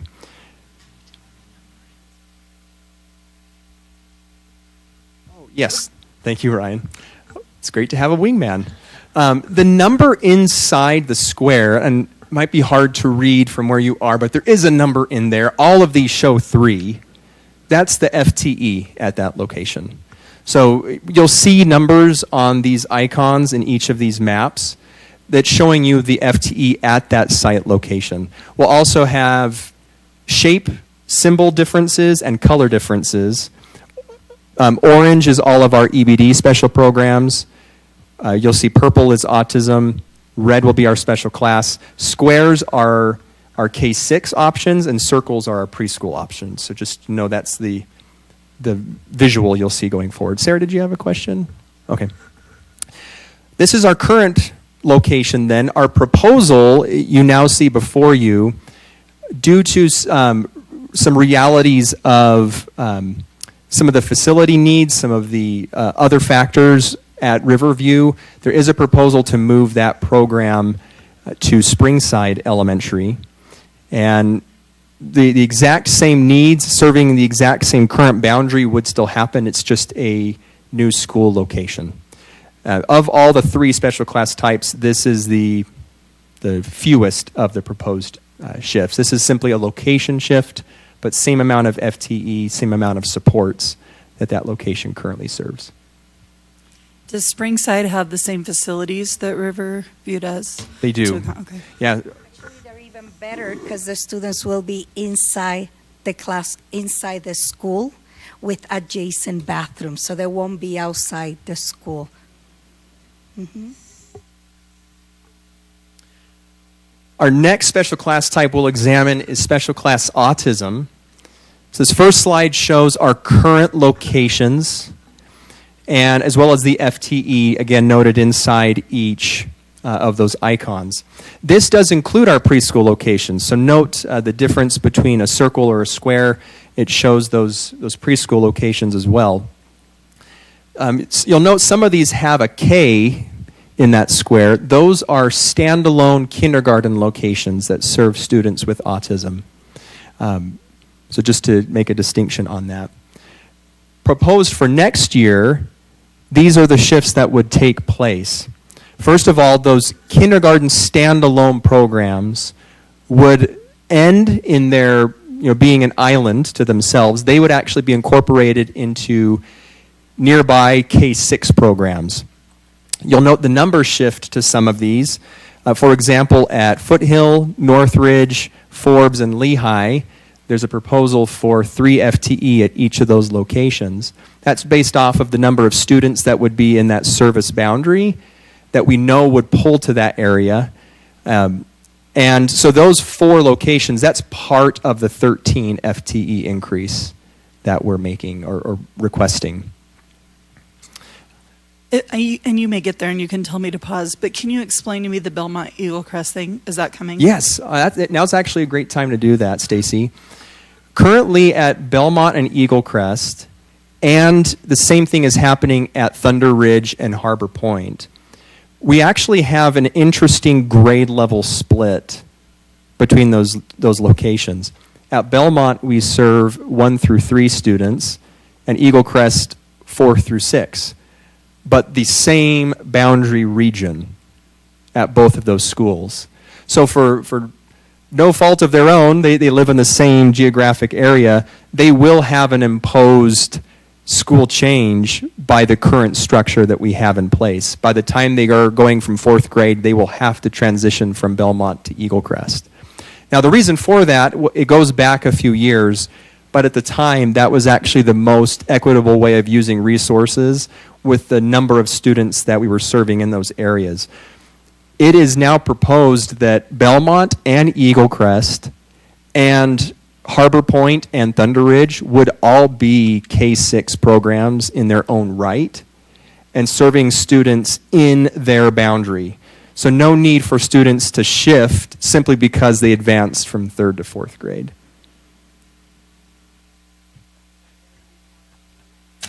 So they would be housed at the current locations that they are. I know. When I was am I watching ever Stacy. speechless? It's a banner day for me today. Thank you. Thank you. We're excited too, Stacy. There's a lot of benefit that comes from this from a lot of angles. Program continuity, their ability to have that familiar community, the culture, the peers. We're excited too. Ada, you had a question though. I'm not understanding. Those schools are in close proximity, I suppose, and they'll remain. The K-6 is in one building or two buildings? So they'll be there. Each of them will be now their own location, serving their own boundary. Their own. Currently, what's happening is we have 2 locations serving a large boundary, Gotcha, okay. 1, 3, and 4, 6, and So now we're going to both will divide be- it. Both will be K-6. Correct. So the boundary size will reduce, and it'll become more centralized, and it will be served now K-6. So we talk about alignment and greater proximity to hopefully a neighborhood school region. We're shrinking a boundary pretty drastically in those areas. From this map, you can also see there is a proposal to move a standalone preschool program at Harvest to Lehigh, a standalone autism preschool at Greenwood to Eagle Crest, and a standalone program at Bonneville to Foothill. Those shifts are intentional, and if you look at what those shifts allow, this is the exciting part, at those locations, we actually have pre-K through 6 alignment. I know. So imagine now a child that's 3 and it's identified that they could most benefit from what a special class autism has to offer, at least at those 3 locations. Should they need that setting going forward, we can actually keep them at that same site in most cases, preschool through 6th grade. Trilyn? Am I reading this map right? When I see 3 FTEs, that means it's going to be preschool through 6th grade?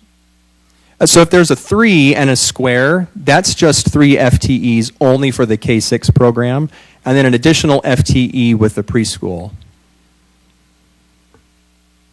Great questions. Others before we move on to special class?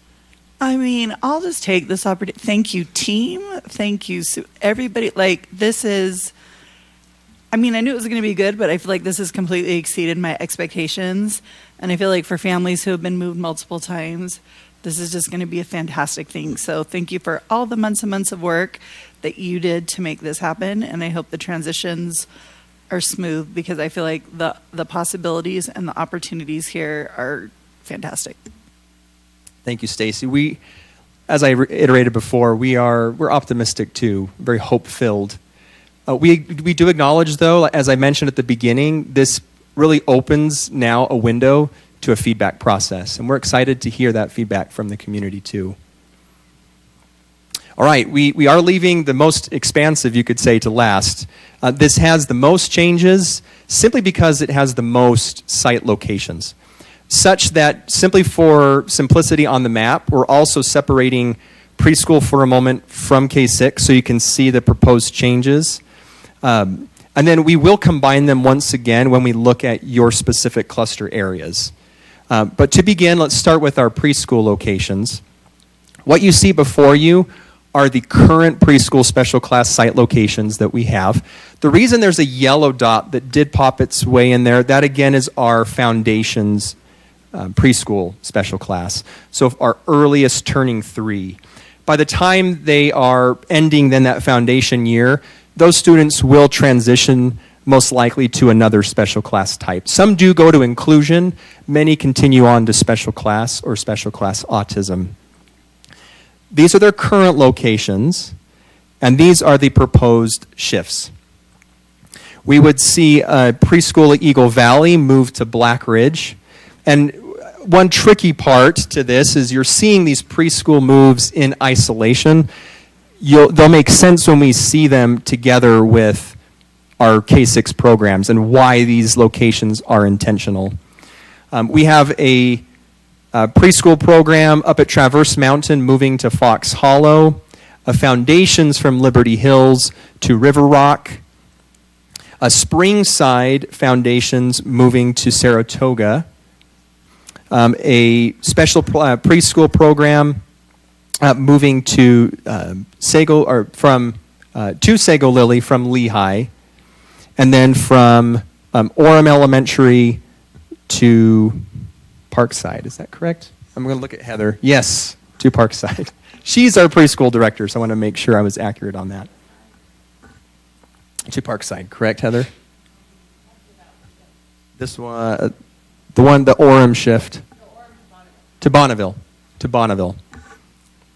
And one of the reasons Bonneville actually had space is Bonneville's special class autism has moved to Foothill, creating a pre-K through 6 continuity at the Foothill site.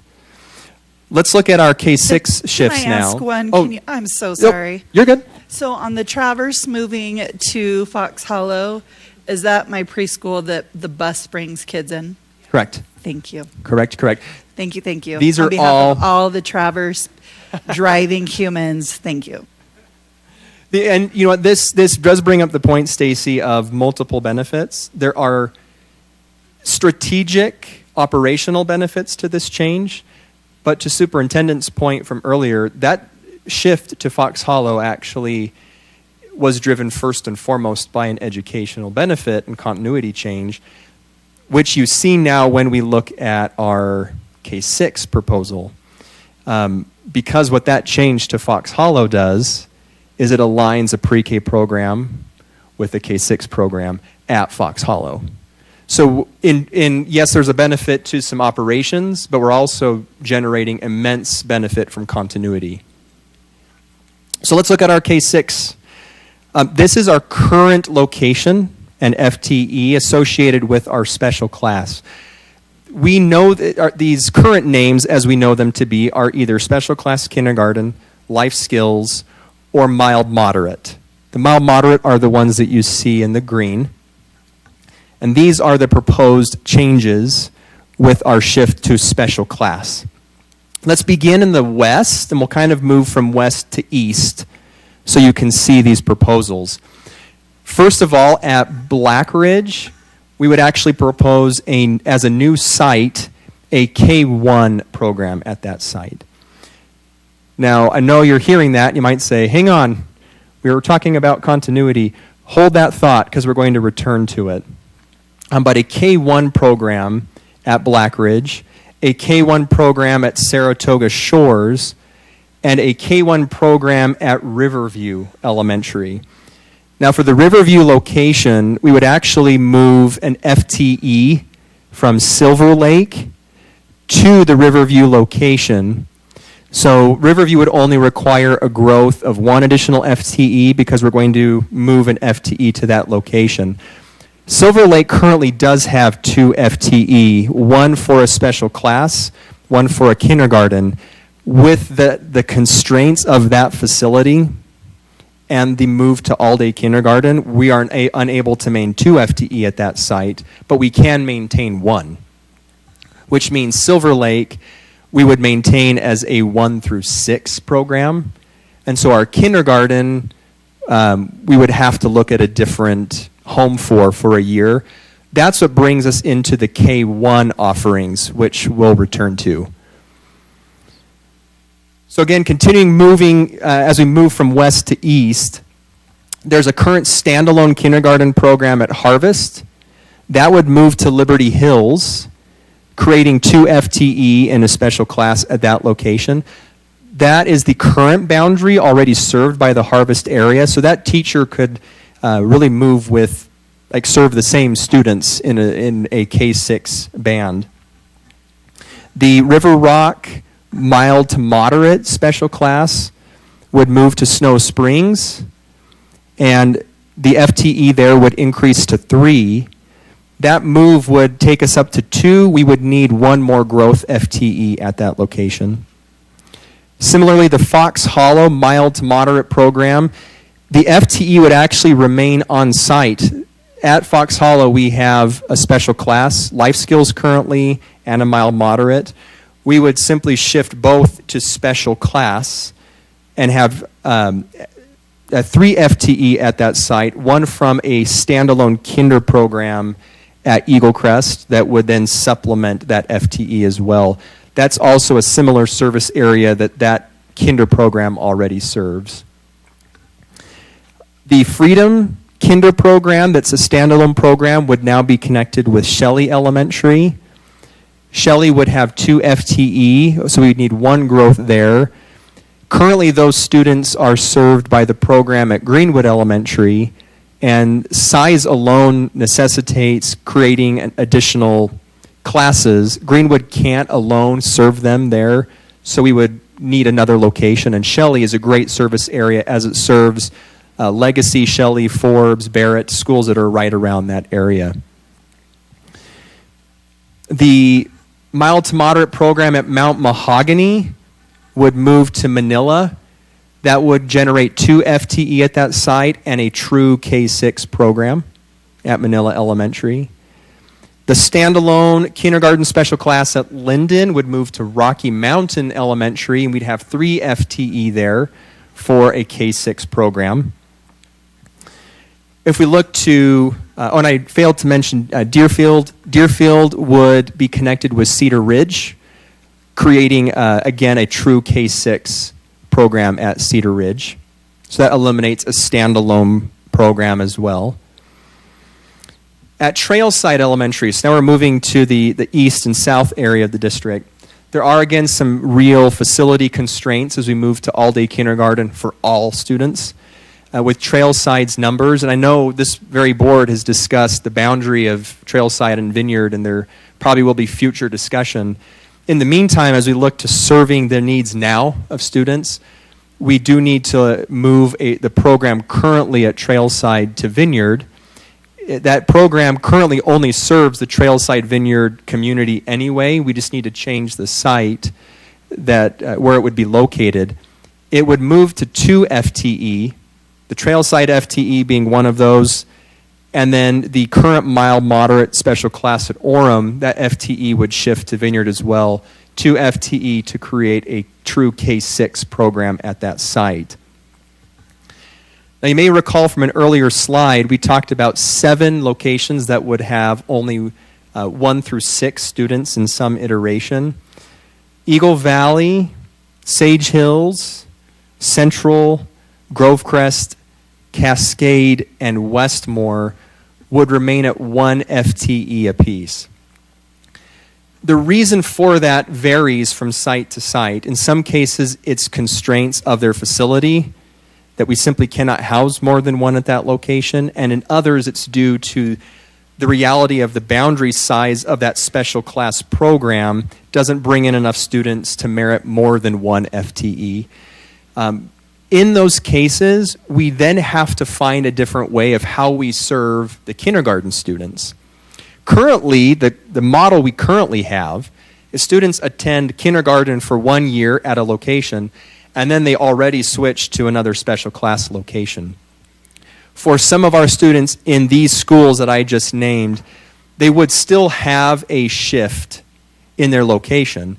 But when we look at preschool through 6 alignment, we can minimize that shift if we're very strategic about where some of these locations go, and maybe minimize that shift to just 1 shift instead of upwards of 3 or more, which has occurred in sometimes.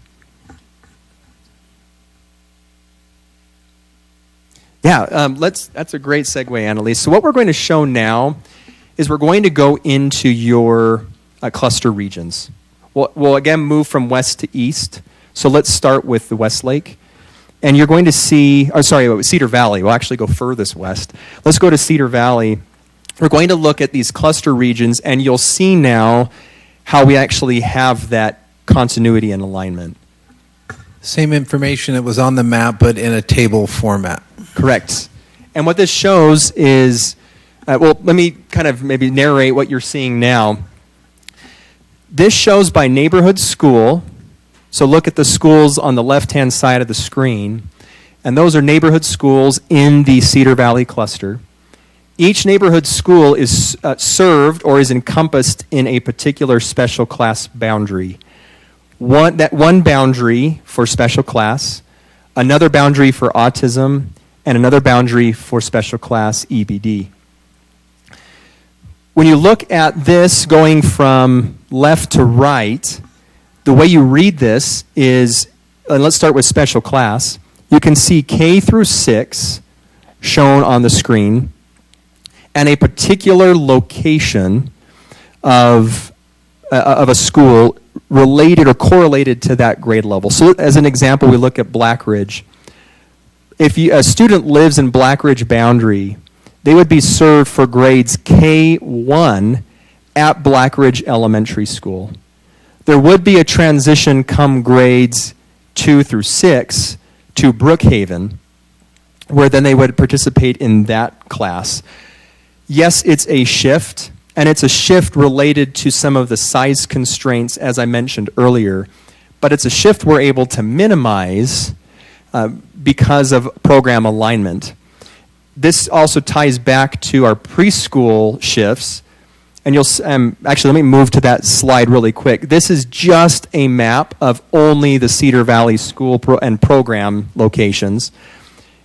If you recall, there was actually a proposal to move the preschool special class to Black Ridge. One of the reasons for that is now we can have a preschooler at Black Ridge that would have 2.5 years of preschool, and the majority could still stay at Black Ridge for at least a K1 experience. Then there would be a change for 2-6. So 4 years at one site, 4 years at the next. That's a dramatic reduction to having preschool at one site, kinder at another site, possibly 1-3 at another site, and then 4-6 at another site. And that actually has been happening to some of our students. So in some cases, we're going from 4 to 1. So hopefully that gives you some context when we talk about the alignment and the changes. So you can see Black Ridge as a K1 site would serve the communities of Black Ridge, Cedar Valley, Eagle Valley, and Mountain Trails. And then when those students shift into 2-6 programs, they either go to Brookhaven or they go to Eagle Valley. And that allows us to bring them even closer to a neighborhood school region where they will be for a longer term. Of these, we are able to maintain a true K6 program at Hidden Hollow and at Pony Express. So those will serve their own students, kindergarten all the way through 6th grade. And Brookhaven. You can see from the special class autism, that's a little more simplified, as is our EBD, simply because all of our kinder options, we are able to make K6 options. And so there's no need to differentiate which sites might have this or this. They all have K6. And in the case of EBD, they all have 1 through 6. Oh, Joylyn, did you have a question? Yeah, if you go back a slide, I just might make a recommendation of possibly doing a little bit of driving when we determine which schools go for the special autism program at Harbor Point, to actually drive some of those roads. Sometimes topographically, when we look at a map, it seems closer than the reality of the actual drive may be. That's a great point that you're making. Related to that, you may recall that prior to this proposal, Thunder Ridge and Harbor Point have been serving the exact same boundary. And so in some cases, we were transporting students as far south as Harbor Point school boundary, all the way up to Thunder Ridge, and vice versa, depending on their grade level. We are shrinking that boundary, and we are trying to find the just right line of where you draw a future boundary. But that's a great suggestion that we're happy to take and look at the viability of some of these options.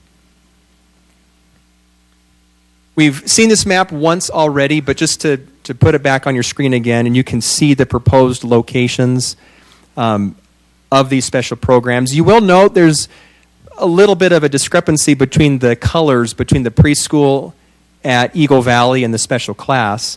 There are some very real size, like facility constraints at Mountain Trails, but the Mountain Trails program and the preschool autism program, they serve the same boundary area.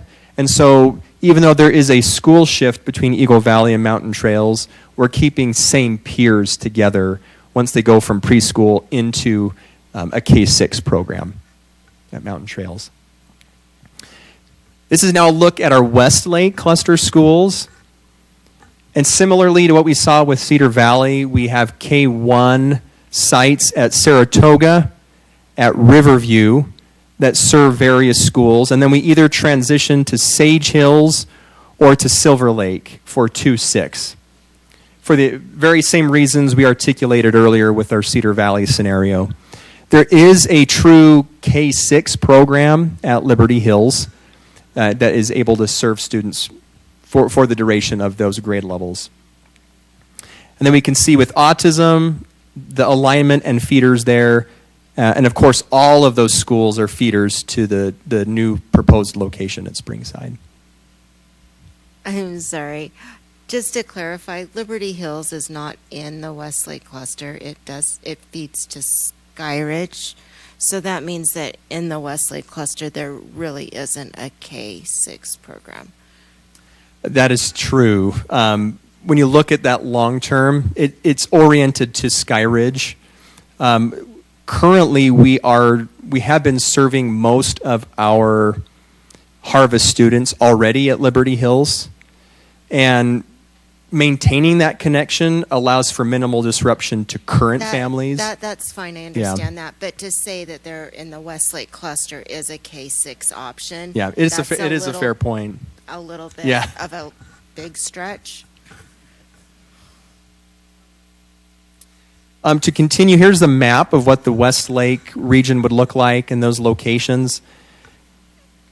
Some of the shifts we saw with our proposed preschools, you can now see where they are in alignment with K-6 programs.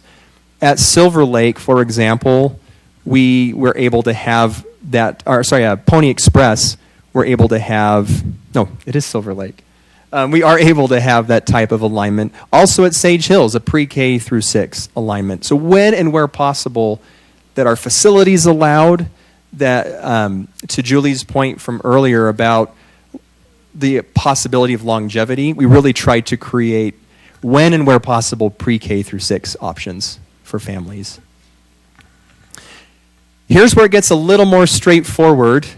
Once we get to the Lehigh, Skyridge, AF, we don't have quite the same facilities constraints. In all of these locations, we have true K-6 continuity. So in the Lehigh cluster, Snow Springs with its 3 FTE would serve these schools for special class. Lehigh would serve for autism. Meadow would serve for EBD. And here's how that map looks along with program continuity.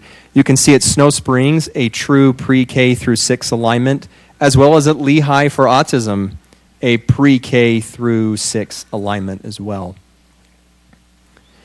Skyridge as well looks very similar. We have a few different oriented, and to Joy Lynn's point, this is where we see Liberty Hills jump back into the equation, as it is a true Skyridge feeder school. But all of these are able to be K-6 programs, either at Fox Hollow, Highland, Liberty Hills for special class, autism's being served by Belmont, Eagle Crest, and Lehigh, and special class at Meadow. And these programs for that cluster look as you can see on the screen now. Again, note that pre-K through 6 alignment when and where it is possible. That intentional shift, Stacy noted, you discussed earlier from Traverse Mountain, that allows us to have the continuity of that pre-K through 6 program at Fox Hollow. Going into Lone Peak, we have full K-6 alignment at Cedar Ridge or at Highland, as well as autism at Forbes and Belmont, and serving again at Meadow for emotional and behavioral needs.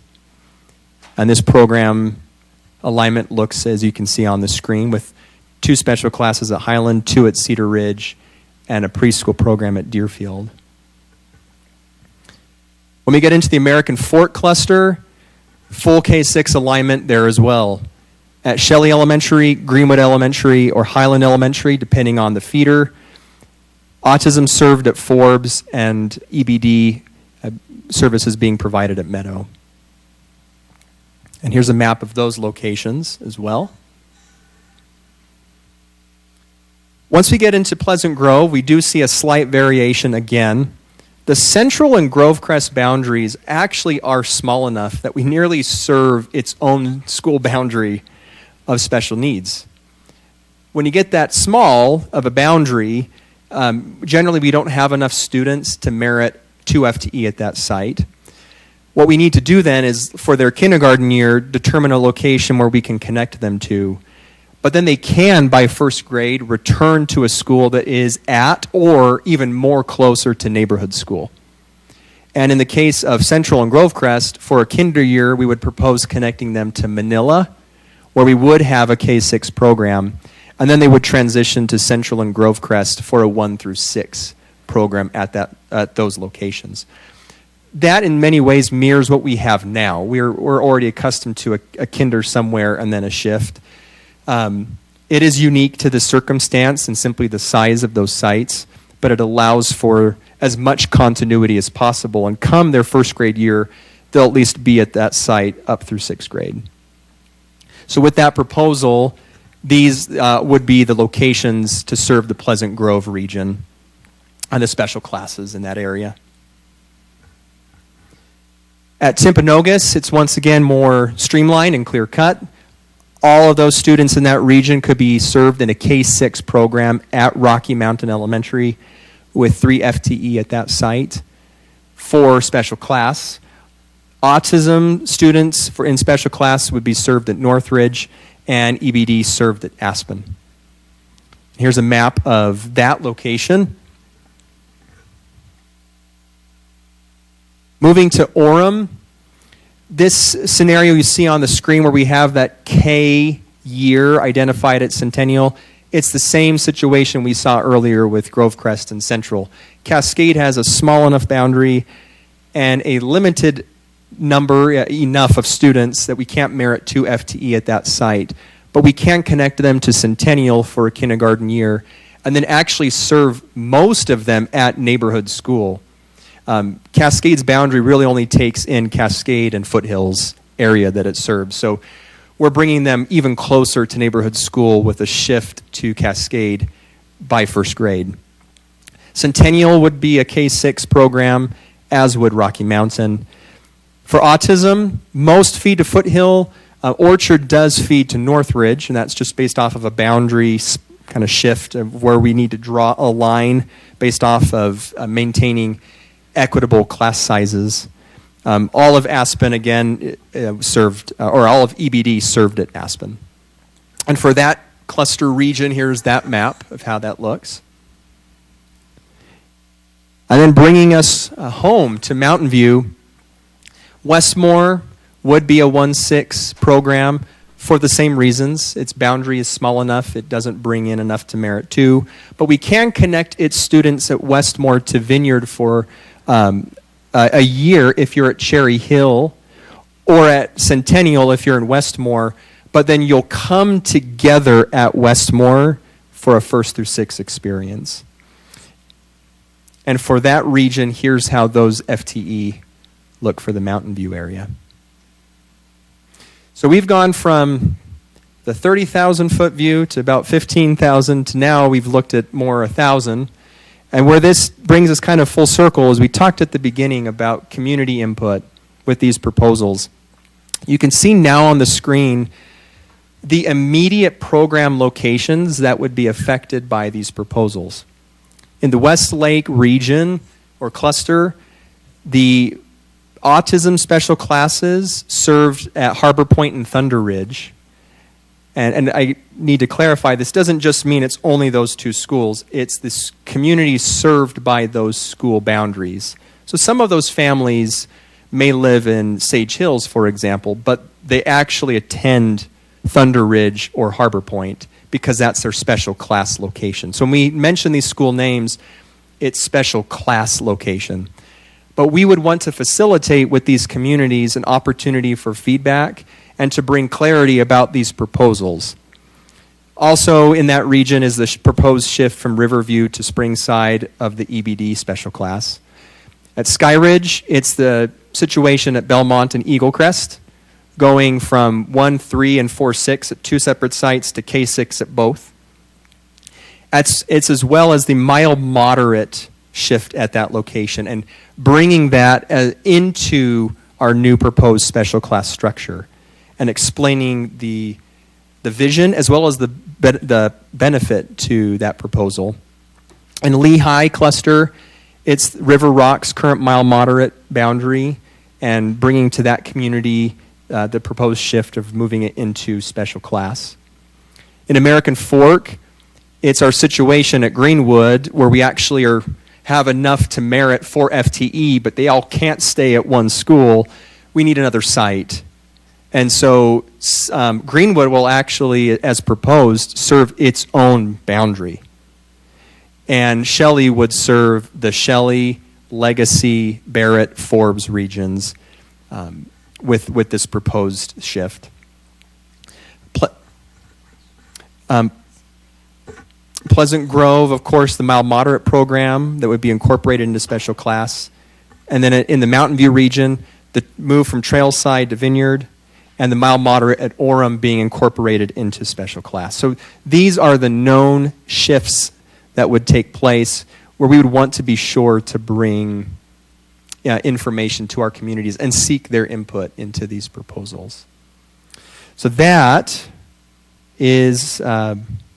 concludes what we have to bring to the board for your consideration. And we are very appreciative, one, of your questions, your input. I want to see, I know we've answered a lot of questions along the way, but do any linger that we can address? I just had a question. I know that this will involve moving some classrooms and moving teachers. And do you have a sense yet? Have they received word of this, or is this the first round of proposals? This will be news to them today. That's a great question. By and large, this is the first that we're getting word out. And it's not that in no way is this because we've tried to keep anything secret. What we didn't want to happen is unnecessary worry to happen of if word gets out that my mild moderate program as I know it is ending. Well, it's not that it's necessarily, and by name and a standalone location, it may be discontinuing, but we're actually incorporating it into a proposed new structure. And there's no reduction in any position. In fact, with the 13 proposed FTE, we would need to expand. So we didn't want to necessarily generate unnecessary worry. We also wanted to make sure we went through a process that we know to be sound and true, bringing it to the public. And this is a wonderful opportunity for the board, school communities, the public at large to hear of a proposal. And now we can begin those more detailed site-specific Q&A and information-seeking opportunities. I'd just be interested in our feedback from our educators. I get the feeling that they will like this collaborative expansion opportunity, that's going to be a big plus. But we'll let you communicate that to them, and we'd be interested in having that feedback. Hey, quick question. When does this take effect, and when would your input meetings be held? So it is proposed this would take effect next school year. That's correct. And in large part because the shift to all-day kindergarten programs is next school year. This allows us to not just account for all-day kindergarten, but to bring these other benefits and alignment factors along with it. In terms of the parent meetings, we'll work with Annalise, our communications team, with our supervisors. We will be seeking and holding input meetings in due haste and getting those as scheduled as quickly as possible. And that process can now begin now that we've made this more public knowledge. Can I ask how you will communicate that information once you have those feedback opportunities? Like, is that going directly to the involved parents via email? Is it coming? You're looking at me like, we do not have these details. No. I mean, in some ways, we don't. The details we may not have hammered out yet, but we do know a process, even from past communication efforts of the district, that we generally know works. And I'll maybe share a microphone with Annalise, and she can chime in too. But we do know, and we have a record of input meetings, of seeking feedback, whether that's through forms or parent meetings and so forth. I don't envision there being just one way we're seeking input. I think we'll utilize multiple channels, multiple means, to seek the feedback that can guide staff in making this decision. Annalise, would you add anything? Just that with the help of our special education parents, we developed a process about 2 years ago where we invite parents that are going to be impacted, walk them through the changes, seek input, and we communicate directly with those communities. But we'll use our communications department to expand the communication to all areas so then they could come. Because somehow, as you can see, these are pretty drastic changes when it comes to our special classes. So it's going to impact most of our communities, whether it's directly or indirectly. And so we'll do it through our process as well as through our communications department. And one point that Ryan, I'm grateful he put that bug in my ear. As part of the process, the communication process, we do want to and readily begin with schools. With our administrators, with our teachers, our school teams. In fact, within days, we'll be in schools meeting with teams to start already a Q&A process and bringing some immediate answers to some questions they may have.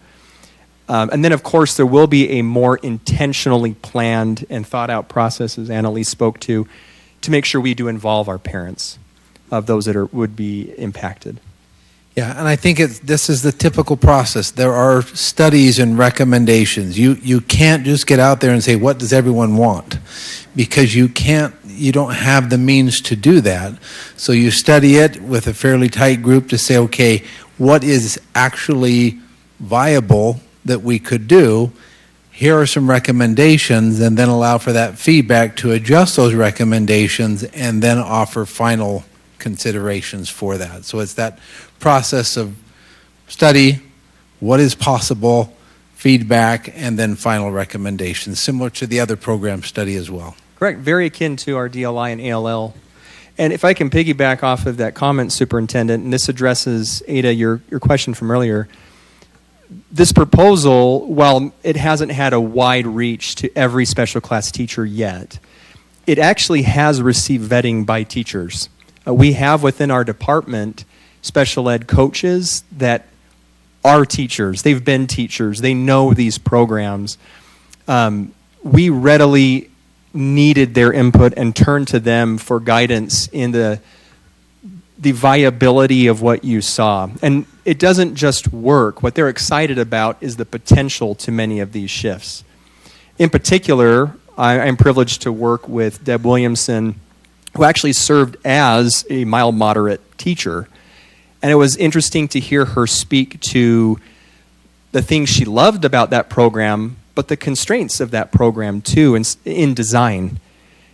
And as I mentioned at the beginning, this proposal really does, it in no way removes any offerings those students receive, but in some ways it addresses some of those constraints in a different way. So we have been able to vet this with teachers in that, as Superintendent said, an initial consortium, if you will, to make sure we were thinking of our best laid plans to even bring forward for yours and the public's consideration. And I think it's also important to acknowledge it was the first part of January when we declared full-day kindergarten district-wide. This became full-day kindergarten is an accelerator to this. We wouldn't be having this conversation at this point if we had not made that change. It opened up the opportunity. So there's some alacrity there, some speed that has taken place to enable us to say, can we coincide, can we bring these two efforts simultaneously together to benefit our students, particularly those with special needs? It's well stated. When we received word of that announcement, it became a catalyst for adjustments that we actually had hoped for the long term anyway.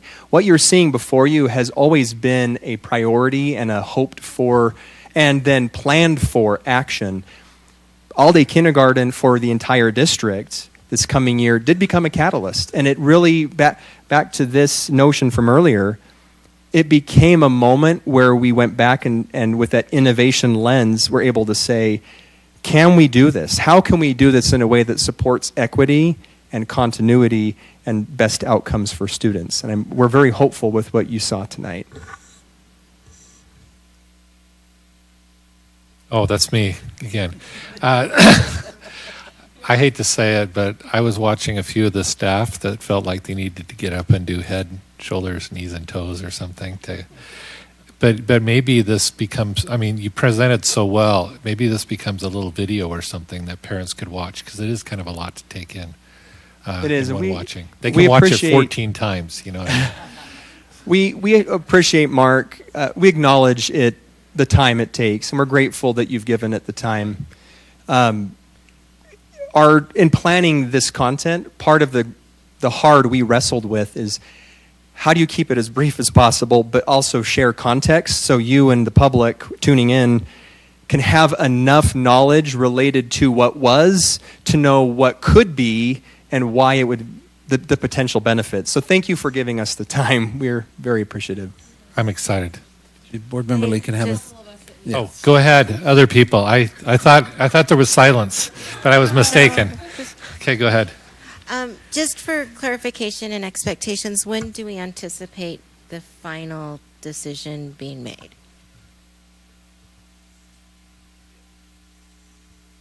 That is a great question. We'll get back to you on that. Okay, I think it depends on how soon we could schedule the parent meetings and start gathering that feedback. I certainly don't want to rush it too much that we don't hear from all the voices, but at the same time, we acknowledge that we don't have a lot of time after spring break and other things happening, so I'm hoping that we could have a decision before spring break. We'll put a pin on that right now, and then we'll come back to that. And then I just encourage possibly getting in a car and driving. There are some spaces where we're jumping over schools to get to other schools. And again, time on the west, our schools are farther apart, and so it will impact a lot of bus time on some of these. And then also, I'm going to advocate for the Westlake cluster to have the same as all of the other clusters. They have the same needs to have a K-6 program. Oh, okay. So I'm going to try and organize my thoughts, because between the MGT thing and this, I am just like information overload. I am really struggling. I'm just going to articulate that early on so you guys adjust your expectations with these questions. So I'm trying to imagine the dynamic of a student who's in a specific boundary now, right? Like what it currently is. And then what that will look like for the student in the fall, because it looks like potentially another change/transition, correct? So I guess part of it for me is, I know sometimes when we talk about DLI or ALL, there's this whole thing of we're going to transition in, transition out.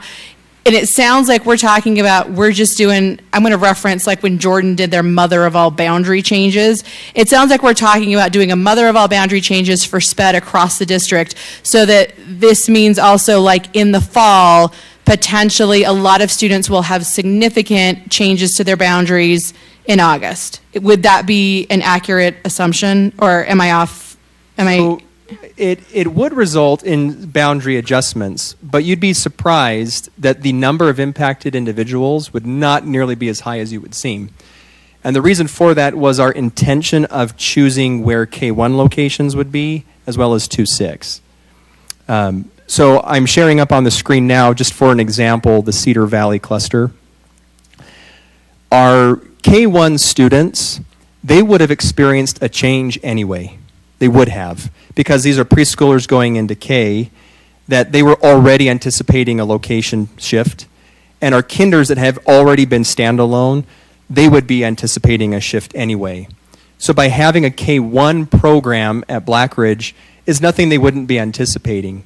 It's the current students that are 1 through 6 that are actually already at Brookhaven, Hidden Hollow, or Pony. If we were to move them outside of those 3 locations, it would be a move from a program they're already a part of. But in making a K1 and a 2-6 program, the students that are already at Brookhaven, Hidden Hollow, and Pony, they stay at those sites. And so we're not actually shifting families that are already connected to a school they're already accustomed to. So the only proposed, and Jack, chime in because this is your area and you've really wrapped your mind around it, but that was some of the thinking as he coordinated with Vicki Carter, is we already knew our preschoolers going into kinder and our kinder going into first, they were already going to have a change. We're making that change to Black Ridge, and they'll at least have 2 years of continuity there in some cases before they go even closer to neighborhood school.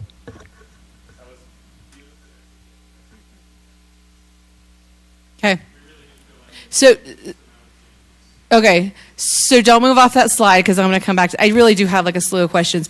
It looks like if I did the calculations right, it looks like 5 clusters are going to have all schools K through 6 for a special class, which would be Lehigh, Skyridge, Lone Peak, AF, and Temp. Does that sound correct? That's correct. Okay.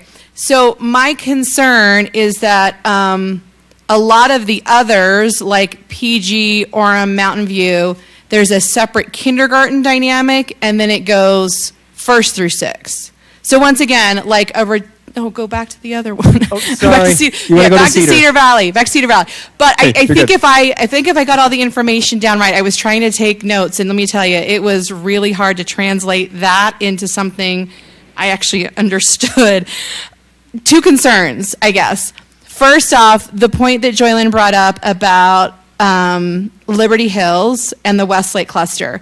I fully understand that the area we reside in has large schools and lots of kids in schools. Fully aware.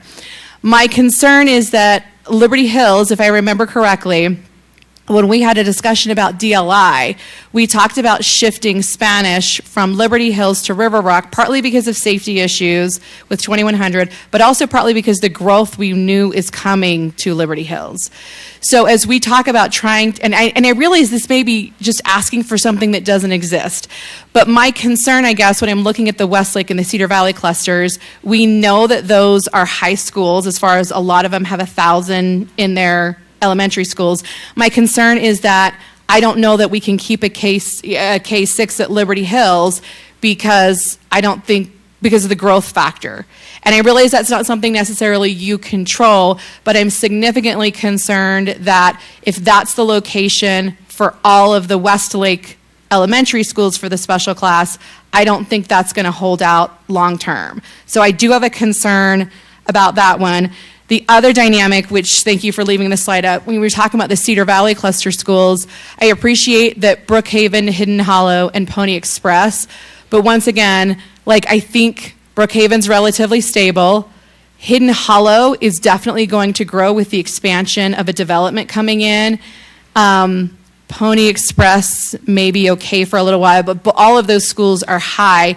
I'm a little bit curious why we didn't look at Black Ridge, which I feel is a more stable dynamic. And if this is something I need to follow up with Dr. Carter and Jack about, I can totally do that as far as the gory details. But I'm just concerned about the gaps that we have, that it seems like Cedar Valley is one of the few areas that has that K1, and everybody else just seems to have the K, or they have the K6. And with it being high growth, I'm concerned that the locations there are particularly unstable. And that's not something I think that you can fix, Zach, so I'm not blaming you for that. People love it on the west side, and the secret's out, and people love to move. And we have so many people moving in constantly. So that's not something you control. But as we're looking at longevity, I am significantly concerned about Westlake feeding to Liberty Hills, and then some of these placements, because I know in these areas they're going to grow, and that's my ultimate concern, is if we're trying to reduce the transitions and have a level of stability, I worry that in our high growth areas we may be missing the mark. And like I said, I will follow up with Dr. Carter, I'll follow up with Jack, and they can school me and tell me I'm wrong. But I just have a level of concern about those clusters in particular. One piece to keep in mind as we continue to study this further, especially in your areas, is that now we're talking about in-boundary students. So when we have the conversation, it's no longer about moving a K-6 program as a whole elsewhere, but we're really bringing these students into their own boundary or closest to. So that will be another layer of the conversation as we grow. What else can we look at to keep these students at their neighborhood school or as close as possible? And again, that will be just part of a conversation, another layer. I know there's lots to consider as we look at growth and schools and boundary changes and all of that, but that's one piece I just don't want us to forget.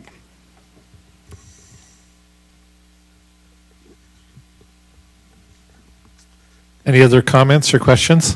Zach, that was a significant amount of information to keep track of. I want to see your cheat notes, because it looked like you were just pulling that off of your head. So thank you for the time, the professionalism, the articulation, and the passion that you bring to this position, and the desire to bless the needs of those students and all students in Alpine School District. So thank you. That's a lot to keep track of and to share, and you did it exceptionally well. Thank you. We appreciate the time tonight. Thank you very much.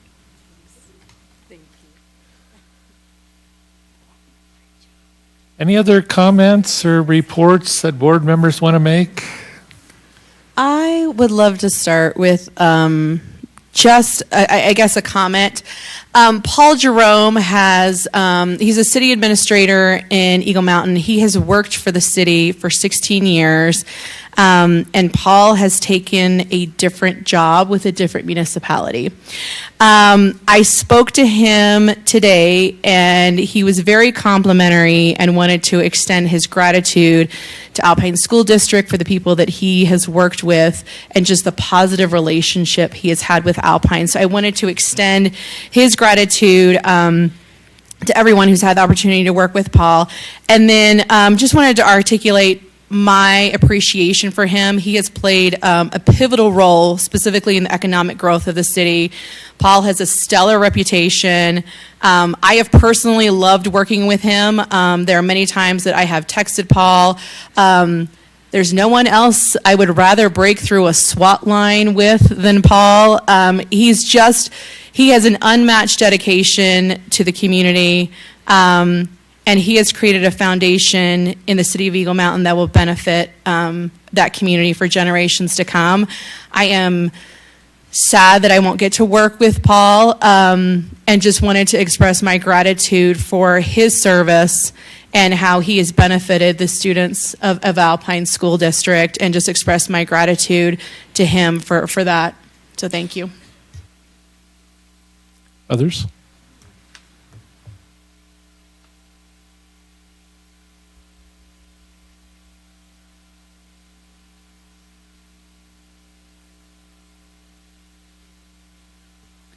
Board Member Bateman asked, I believe, about the MGT meetings.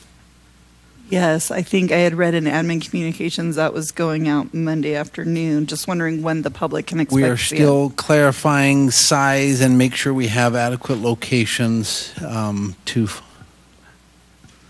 accommodate the. And so I anticipate, Kimberly, those will go out tomorrow.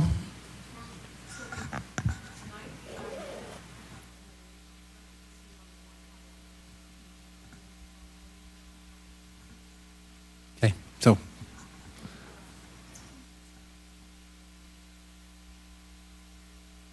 Any other reports or comments? Seeing none, we have need of a motion to adjourn. We do not need a closed session tonight. I move that we adjourn. I second it. Motion a second. All in favor, say aye. Aye. The motion passes.